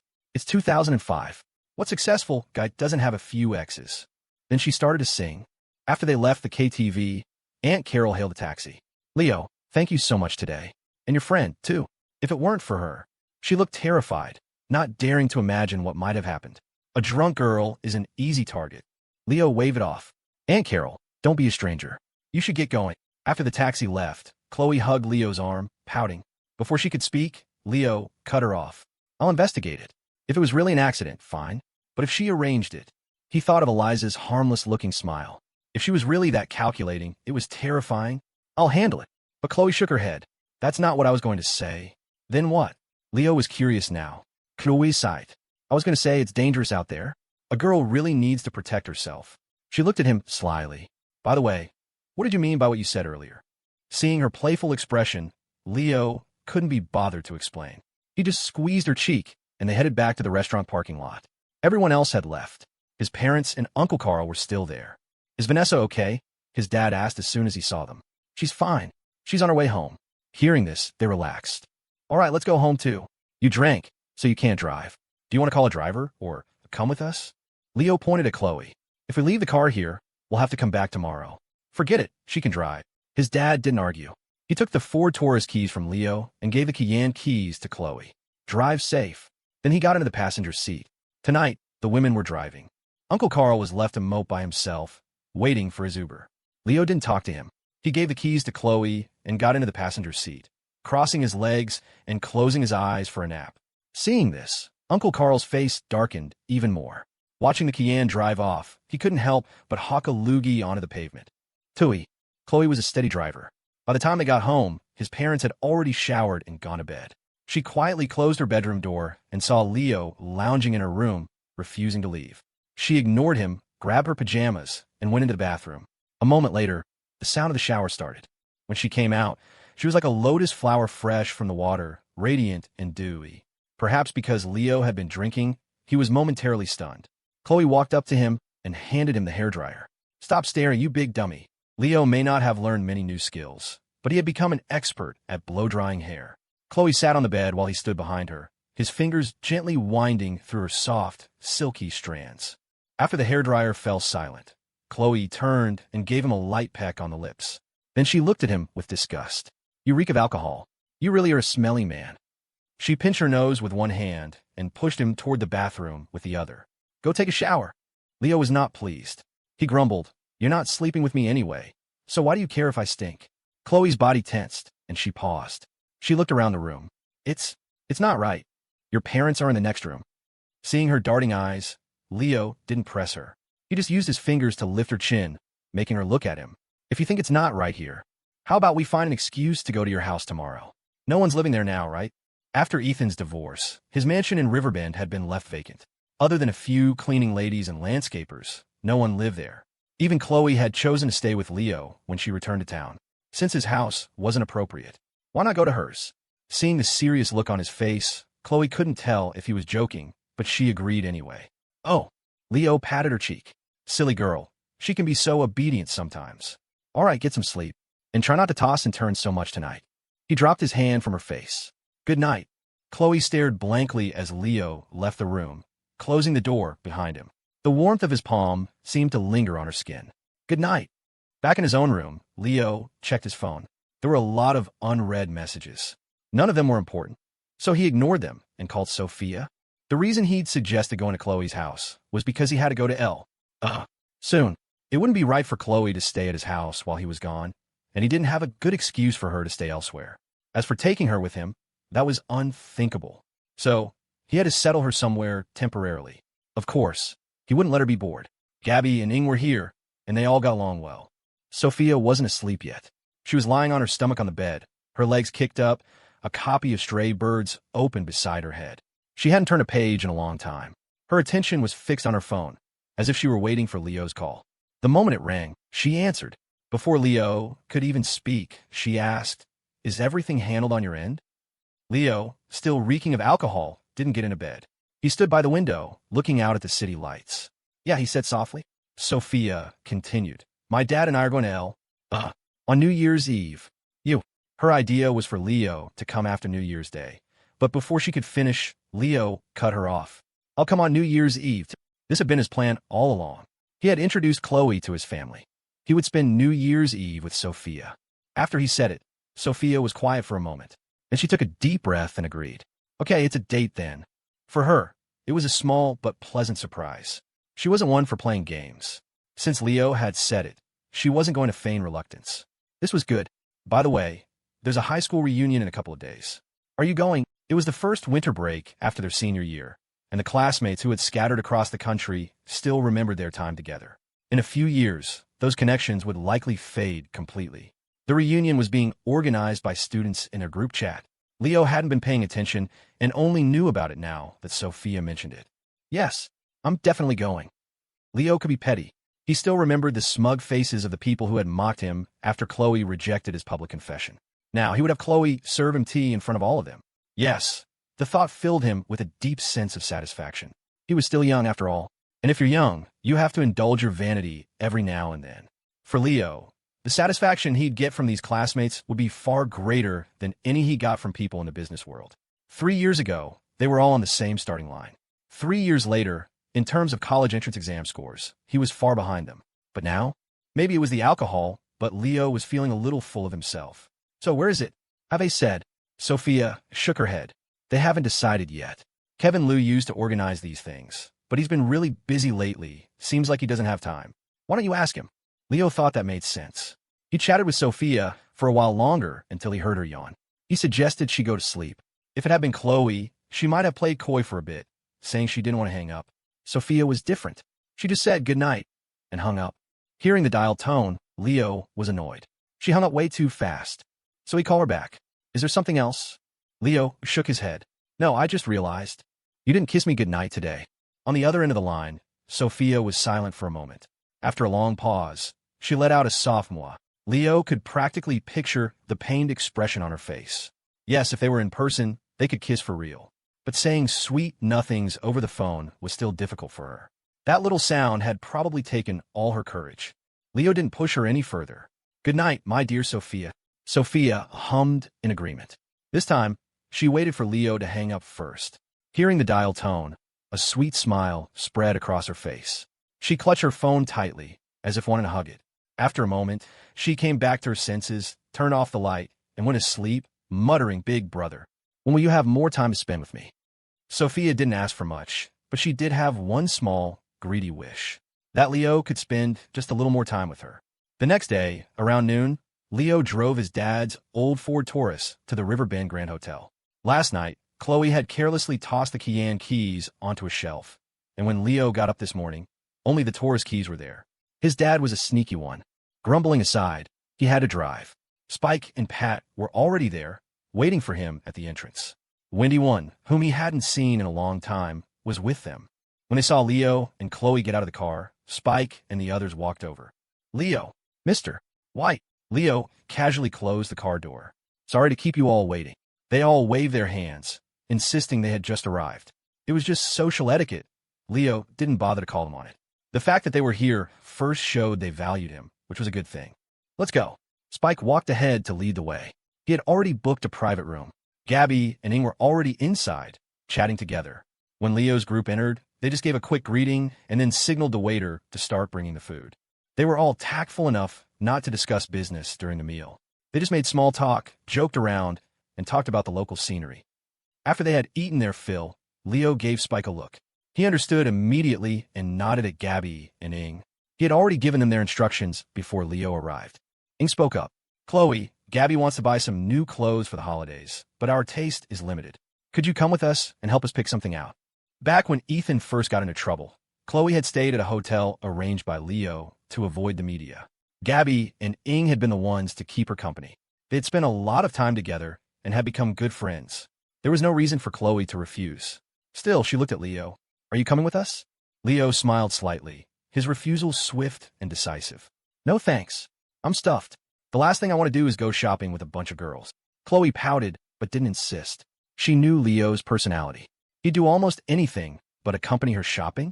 That would be a true act of divine grace. What made her feel better was that he was the same way with Sophia. Hey, man. All right, then. Will you pick me up later? Leo didn't speak, just gave her a thumbs up. Gabby and Ing came over. Let's go, Chloe. Chloe nodded. Just as she was about to leave, she remembered something and held out her hand to Leo. I don't have any money on me. Leo looked at her with suspicion. Who are you? You're Chloe Jiang. How could you not have money? Chloe turned her pockets inside out. They were empty. Fine. Leo took out his wallet, pulled out a credit card, and said magnanimously, Go nuts. Chloe giggled. What she loved, perhaps, was this feeling of being spoiled by him. Leo had sent Chloe away for a reason. He didn't want her knowing too much about Richard Chien. To her, he was just an uncle, but the key was that her mother was also a Chien. It was a hornet's nest he didn't want her walking into. Once Chloe and the girls were gone, the atmosphere in the private room grew heavy. Leo casually picked at his teeth with a toothpick while Pat, Wendy's burly uncle, broke the silence. So, Mr. White, thank you for everything you've done for Wendy, Pat said, his voice rough. This one's for you. Pat was a straightforward guy. His face was a block of hard-earned muscle, and a colorful tattoo sleeve ran down one arm. He looked like he'd seen his share of trouble, but there was an honesty about him.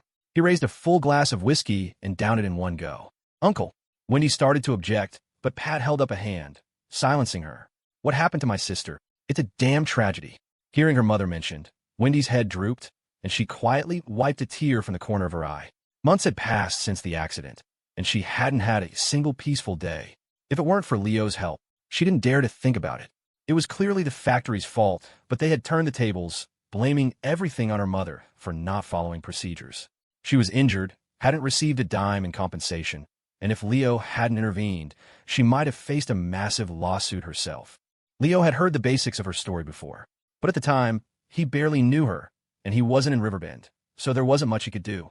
If Spike hadn't run into Pat and found out he had some kind of evidence, he probably never would have seen Wendy again.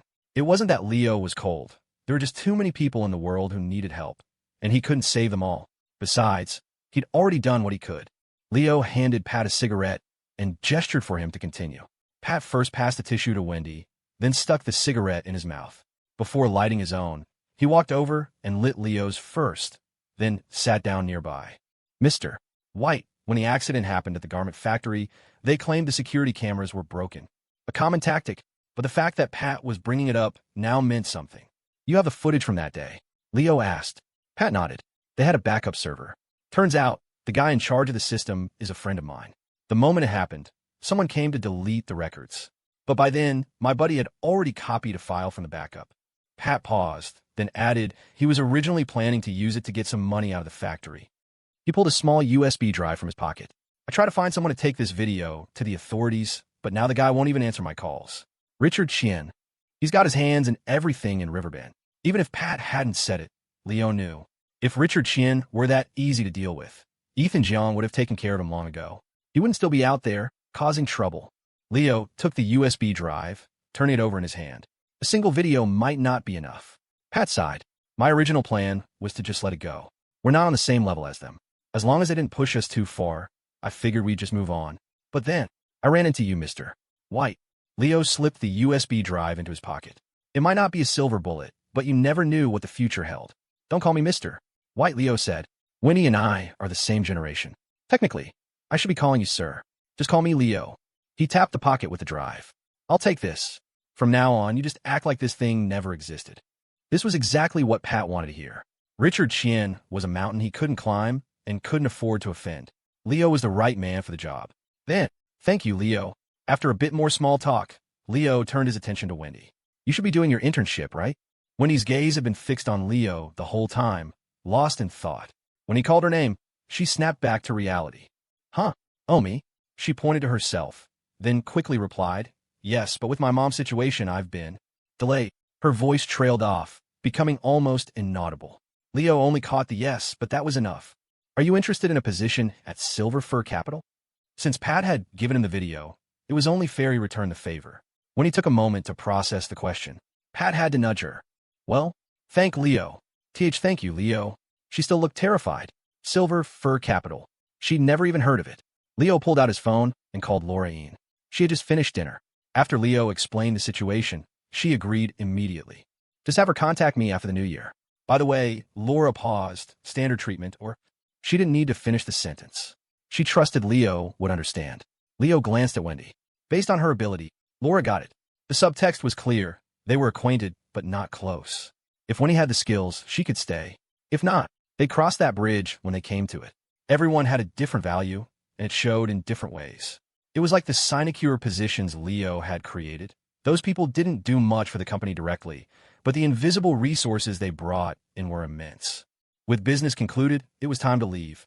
But as Leo stepped out of the private room, he saw a familiar face. Just yesterday, he'd helped her boyfriend take a photo with a Porsche Cayenne. He never expected to see her here again. Except this time, she was with a different man, her arm linked intimately with his, laughing and chatting as they walked. When she saw Leo, she looked startled for a split second, but then they passed each other, pretending to be strangers. Leo didn't think much of it. You could never really know the full story in situations like that, so it was best not to guess. He walked out of the hotel with Spike and Pat. And right there, at the entrance, he saw his own Porsche Cayenne. Leo froze, completely baffled. He walked a full circle around the car, checking the license plate and every detail. It was definitely his. There was only one explanation. Was his dad here? When in doubt, ask. Leo pulled out his phone and called his father. Normally, David White would be taking a nap at this time. If Leo hadn't seen the car, he wouldn't have dreamed of disturbing him. As soon as the call connected, before his dad could even speak, Leo asked, "Are you having lunch at the Riverbend Grand?" "No." David sounded confused. Why the sudden question? Leo's heart skipped a beat. In this day and age, could someone have actually stolen the car? "You drove to work this morning, right?" David White knew his son. Back in high school, Leo would call every so often, asking for money. Once he started earning his own, the calls stopped completely. For him to be asking this now, something had to be wrong. David shot up from his office chair, pulled open the blinds, and looked down at the parking lot. His own heart leaped into his throat. The car. Though panicked, he kept his voice calm. Let me ask around." He hung up immediately. Leo listened to the dial tone, then lowered his phone. He leaned against the Cayenne, crossing his arms. No way was someone driving this thing away from right under his nose. He didn't have to wait long. A man came out of the hotel and walked straight toward him. "Hey, what do you think you're doing?" the man barked before he was even close. "Get lost." Spike and Pat were standing nearby. Before Leo could say a word, they both stepped forward, flanking him and glaring menacingly at the approaching man. Just as they were about to tear into him, Leo stopped them. "This car," Leo said, a strange look on his face. "Is it yours?" He glanced at the girl beside the man.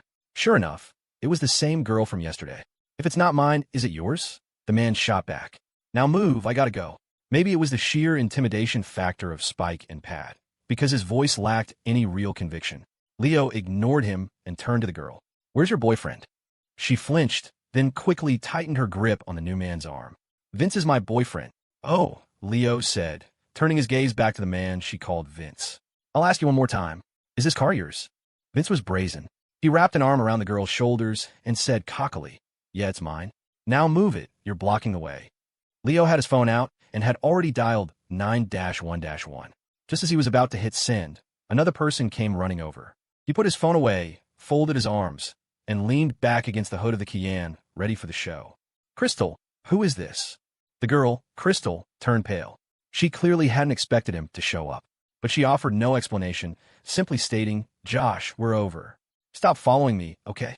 The newcomer was Josh, the guy who had asked Leo to take their picture last night. To be honest, Leo had a decent impression of him. He was a dreamer, clueless about the real world, but he had thick skin and wasn't afraid of being laughed at. Even so, for such a cheerful person, he looked completely lost and distraught now. What did I do wrong? His voice trembled, and tears started streaming down his face. If it wasn't real love, what man would stand in public, under the judging eyes of strangers, and sob his heart out? But unfortunately, he would never understand where he had gone wrong. The girl named Crystal felt no pity. Instead, her face was filled with disgust. Can you stop being so childish? It's not that you did anything wrong. I'm just tired of you. I can't see any future with you. As she spoke, she clung tighter to Vince. The future Vince can give me is something you could never provide. Vince puffed up with pride. He patted Crystal's hand, then looked at Josh, seemingly unbothered by his new girlfriend's ex. Or maybe, to him, Crystal was just another pretty young thing to play with for a while. Her past was irrelevant. He spoke to Josh in a patronizing tone. You're Josh, right? Crystal has already broken up with you, so don't keep pestering her. Oh, by the way, I heard you really like this car. He grinned. Keep working hard. He dangled the keys, pressing the unlock button. We're leaving. See you around. Just as he reached for the door handle, Leo's hand clamped down on his wrist. Vince's face flushed with anger. Are you ever going to quit? Let go. If it weren't for the two imposing figures flanking Leo, he would have already thrown a punch. Leo ignored him and looked at Josh. Do you understand where you went wrong now? Josh wiped his tears with his sleeve, his face a mask of misery. He was new to the real world, naive, not stupid. With all these clues, if he still didn't get it, he'd be a moron. This car, I can't afford it. I'll probably never be able to afford it in my whole life. Hearing this, Crystal shot him a look of pure contempt. At least you know your place. Josh sighed. Well, I wish you happiness. Crystal muttered a thank you, then glared at Leo. If you don't let go, we're calling the police. In her mind, Leo was just trying to stand up for Josh. Now that Josh had given up, Leo had no reason to keep making a scene. But Leo didn't even glance at her. He just asked Josh, do you want to keep her?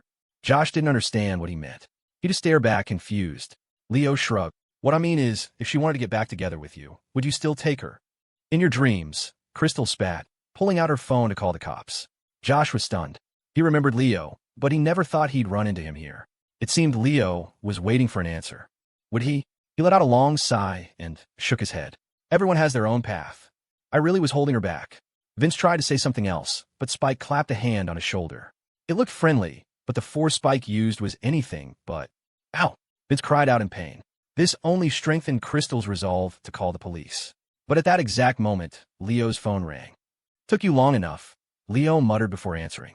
He was about to tell his dad not to worry when David spoke first. Your Uncle Larry needed a case file urgently and had someone go grab it. We all leave our keys at the front desk, and he just took the car. We never thought he'd take that one. I'll just drive my old car from now on. Leo could hear the guilt in his father's voice. This whole situation was embarrassing for him. Oh, Leo said calmly. Got it. I'll just drive this one home today. David had been wondering how Leo knew the car was missing. Hearing this, it finally clicked. He was about to ask another question when Leo continued. I'll get you another one later. This one was a gift. It wouldn't be right to just give it to you. David naturally had no objection, but Leo's word surprised him. A gift? From who? Chloe. No, Leo said quickly. Your other daughter-in-law. After hanging up with his father, Leo's expression became deliciously wicked. He squinted, a playful smile gracing his lips as he looked at the so-called Vince. Got the case file, did you? And you still have time to be out here picking up girls? The moment Vince heard the words case file, all the strength drained from his body. If Spike hadn't been holding him up, he would have collapsed on the spot. How did you get in touch with her? Leo pressed. All of Vince's earlier bravado was gone. He stammered it. It was. She left a note on the car. Leo feigned a moment of epiphany. He hadn't checked the car last night, so that's how it happened. He shook his head, clicking his tongue in mock wonder. He'd been driving for so long. How come nothing this good had ever happened to him? He looked at Crystal with theatrical amazement. She avoided his gaze, but he could still see the confusion on her face. She clearly didn't understand why Vince's attitude had changed so drastically. Leo didn't leave her hanging for long. He plucked the car keys from Vince's hand, went to the car, and pulled the registration from the glove box. He opened it and held it up next to his own face. See the resemblance? Vince was dumbstruck. At this point, if Leo had claimed to be his long-lost father, he would have nodded eagerly. Leo put the registration away. She hasn't been in the car yet, has she? His tone was laced with disdain, as if her very presence would soil it. This was the idiot's seat, after all, and not just anyone was qualified to be an idiot. Thankfully, Vince shook his head like a bobblehead doll. And no, not yet. Leo let out a long breath of relief. All right, let him go. Spike released his grip. Without the support, Vince stumbled and nearly fell. You like this car, right? Leo asked, turning to Josh. Josh wasn't stupid. He understood now that the car belonged to Leo. A storm of conflicting emotions brewed inside him, but he still nodded. I like it. All right, here's my card. Get in touch with me after the new year. Come see me in my company. Josh was silent for a long moment, clearly torn. Finally, he shook his head. No, thanks anyway. Leo didn't push it. He opened the car door, gave a little wave, and drove off without a second glance at Crystal or Vince. They could sort out their own mess. Spike and Pat had also driven. With Leo gone, they didn't linger. They just shot Crystal a look like she was something they'd scraped off their shoe. Spike, ever the troublemaker, couldn't resist a parting shot. That car belongs to our boss, he said with a grin.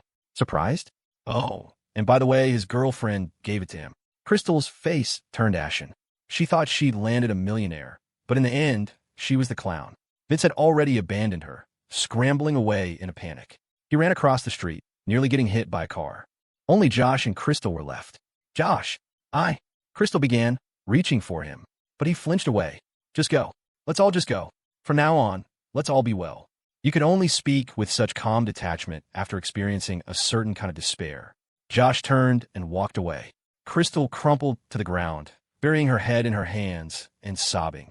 Leo never cared much for other people's drama. He only got involved because he'd seen his own car. After leaving the hotel, he drove straight to Sophia's apartment. She had nothing to do today and had been watching TV. When he invited her out, she accepted without a second thought. Where's Chloe? Isn't she with you? Sophia asked as she buckled herself into the passenger seat. She went shopping for clothes. What about you? Want to do some shopping? Sophia's eyes darted around for a moment before she answered brightly. Yes. But, she added with a sly look, can it be just the two of us? Thinking about it, Sophia realized it had been a long time since Leo had spent time with just her. Leo looked at her strangely. Who else would there be? He slammed his foot on the gas. The cars behind them were left eating the Kian's dust. 2005 was a great year. Wide roads, few cars. As the new year approached, Riverbend had set up a winter street fair. The stuff for sale wasn't cheap, but the crowds were huge. As Sophia put it, people just love a lively atmosphere. She was no exception. She held Leo's hand, weaving through the crowd. Aside from the spicy sausage skewer in her hand, she didn't buy anything. Here, it's really good, try some, she said, having just taken a bite herself. She held the skewer up to Leo's mouth. After he took a bite, she, without a hint of disgust, took another one herself. See? I wasn't lying. Sophia liked her food extra spicy, and the sausage was covered in chili powder. It was almost too much for Leo, but she was relishing it, her lips dusted with red. Want another bite? Leo shook his head vehemently. When something is this good, he said sternly, you need to learn to refuse to share, you know? Sophia's expression shifted. I don't want to share either, she said, shaking her head. But sometimes, if you don't share, you don't even get taste. She took 2 more fierce bites of the sausage. Leo didn't understand what she was talking about. He took out a tissue and gently wiped her mouth. Sophia smiled softly, not caring about the people around them. She leaned in and planted a kiss on his cheek, leaving a greasy smudge. He.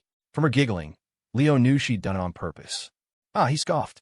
He grabbed her, pulling her into a hug before she could escape. Then he rubbed his own oily cheek against hers. Ha. Sophia squirmed, unable to break free, her laughter turning into a series of delightful squawks. I'm sorry. Big brother, I was wrong. Hearing her surrender, Leo let go.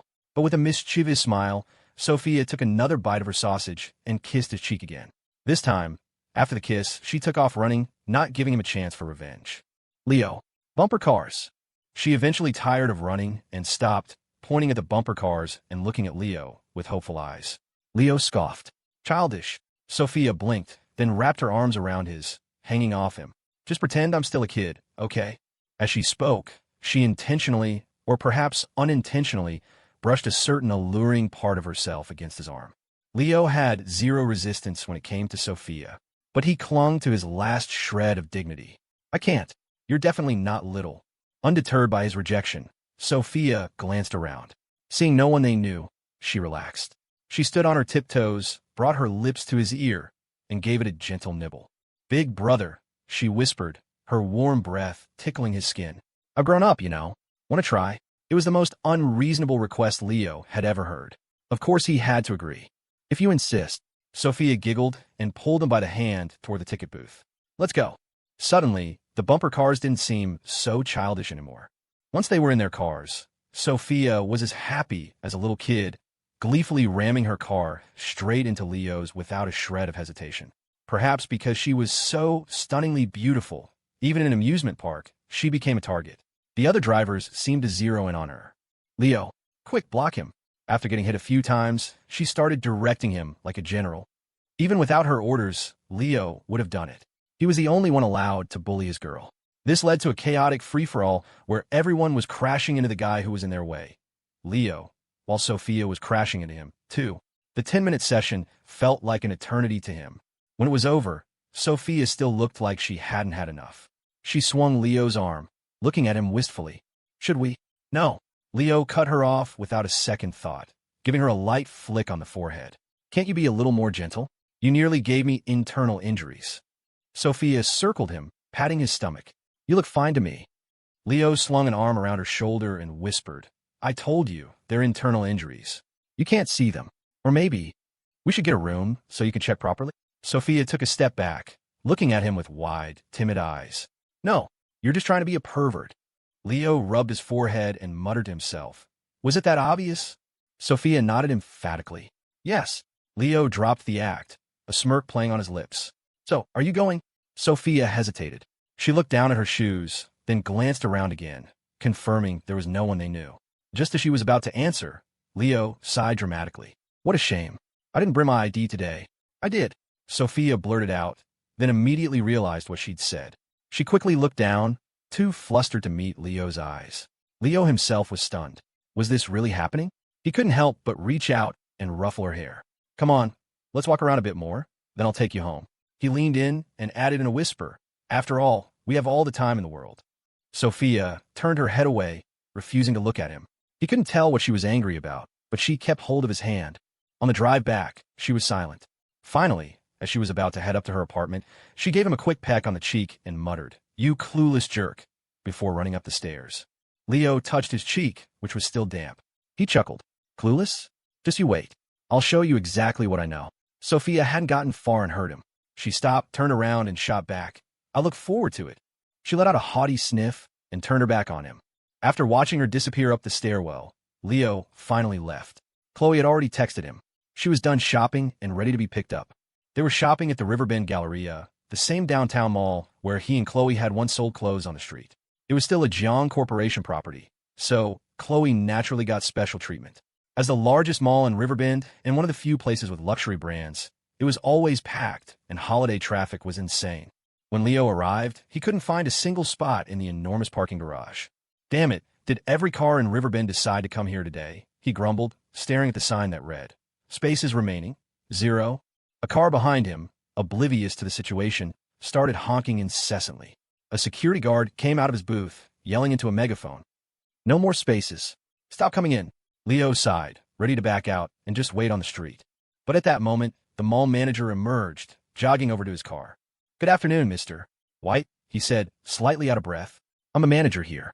We have a spot reserved for you. Please follow me. Leo was confused, but followed him into the garage, eventually pulling into a VIP space. If you remember correctly, you only got one of these after spending an obscene amount of money at the mall. Back in high school, he had sworn that one day he would park his car here. He never imagined it would happen like this.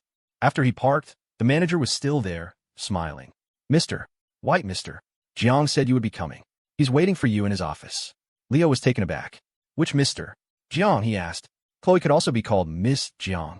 If she was waiting in an office, he could just call her and have her come down. But he was overthinking it. There's only one Mr. Jiang at the Jiang Corporation, the manager said, proving he was a sharp one. Ethan Jiang. Leo gave the manager a long look. Then let's go. He was curious why Ethan would want to see him now.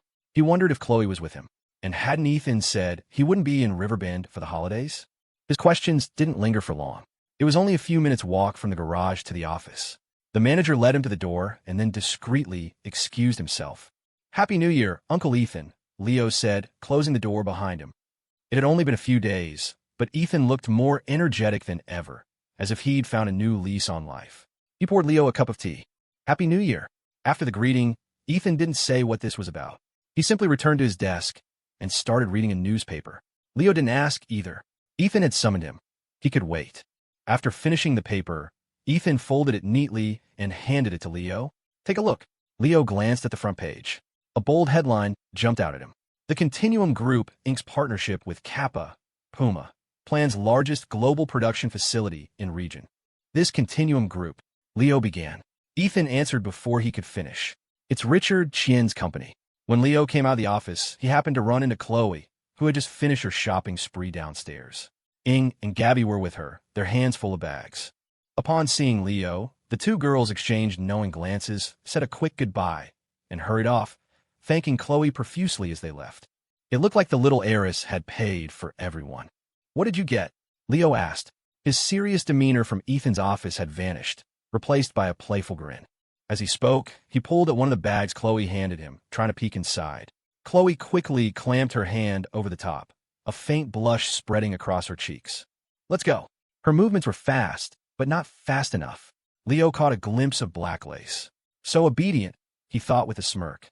Noticing his suggestive gaze, Chloe's cheeks turned even redder. "Pervert," she muttered, then took his hand and led him toward the parking garage. "By the way, I asked," she said haltingly after they were in the car, and she'd buckled her seatbelt. "There's no one at my house right now." Leo blinked, giving her a long, meaningful look.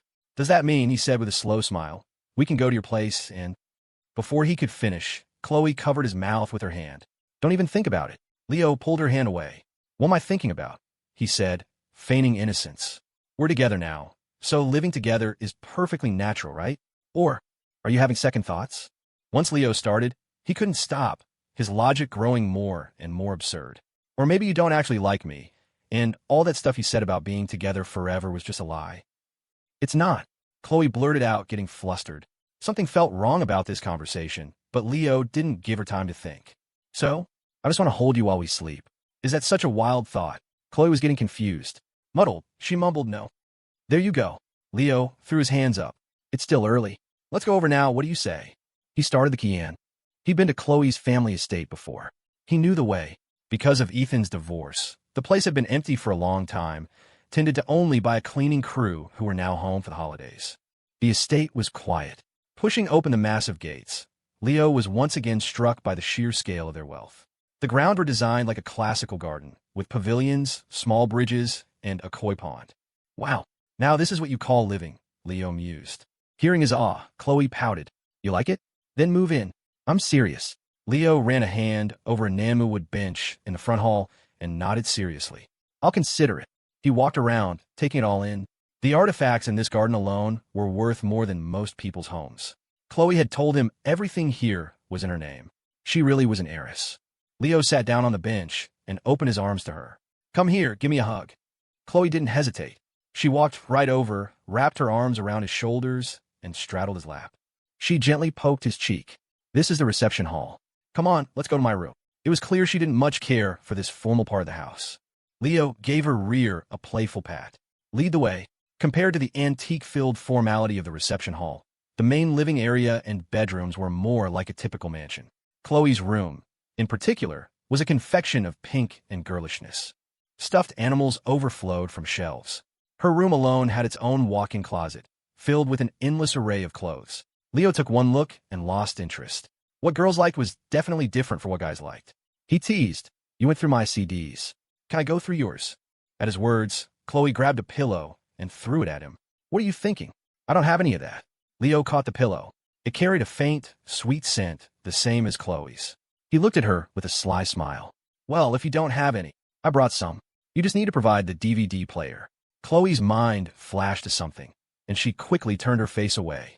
No way. Leo put the pillow down and walked over to her. He put his hands on her shoulders and guided her to the large floor-to-ceiling window. He wrapped his arms around her waist from behind, holding her as they looked out at the scenery. "Did you ever imagine me holding you here like this?" he asked softly. Chloe's body trembled slightly. She pressed closer into his embrace and let out a soft "I have," she whispered, her voice gentle. "Jerk, I really have." She seemed to have so much to say. She turned around to face him, her gaze locked on his. Under his intense stare, she showed no shyness at all. "Jerk, do you know? In all of high school, you were the only one I ever saw." A thin film of mist veiled her eyes. If that night hadn't been so abrupt. That night, even if she didn't say it, Leo knew. The night after graduation. Was he abrupt? He supposed so. They say alcohol gives cowards courage. If he hadn't been drinking that night, he never would have dared to say he liked her. The affections of high schoolers are always subtle. Even when it's obvious, no one dares to say the words. Chloe had been just as subtle. Leo, drunk, had dared to say, "I like you." But she, sober, couldn't bring herself to say yes in front of everyone. She pressed herself tightly against his chest. "If we could go back to that night, I would have said yes. I really would have. I want to be with you, always." Leo touched her forehead gently, ruffling her hair. Chloe continued, "But we can't go back." "So?" She looked up, her stunning face made even more ethereal by the single tear tracing a path from the corner of her eye. "So, Leo White, I like you. Will you be with me?" For the proudly independent Chloe to say those words, it was clear how much she truly liked him. A deep, unforgettable love. "You silly goose," Leo said softly. "We're already together." He paused. "All right, let's go back for now. We'll move in a couple of days. But a house this big, it'll be too empty with just two people. What if we have Gabby and Income stay with you?" Chloe noticed his choice of words, but didn't dwell on it. She knew Leo had other things to take care of over the holidays. The fact that he could spend this much time with her was already more than she could ask for. She nodded simply. "Okay,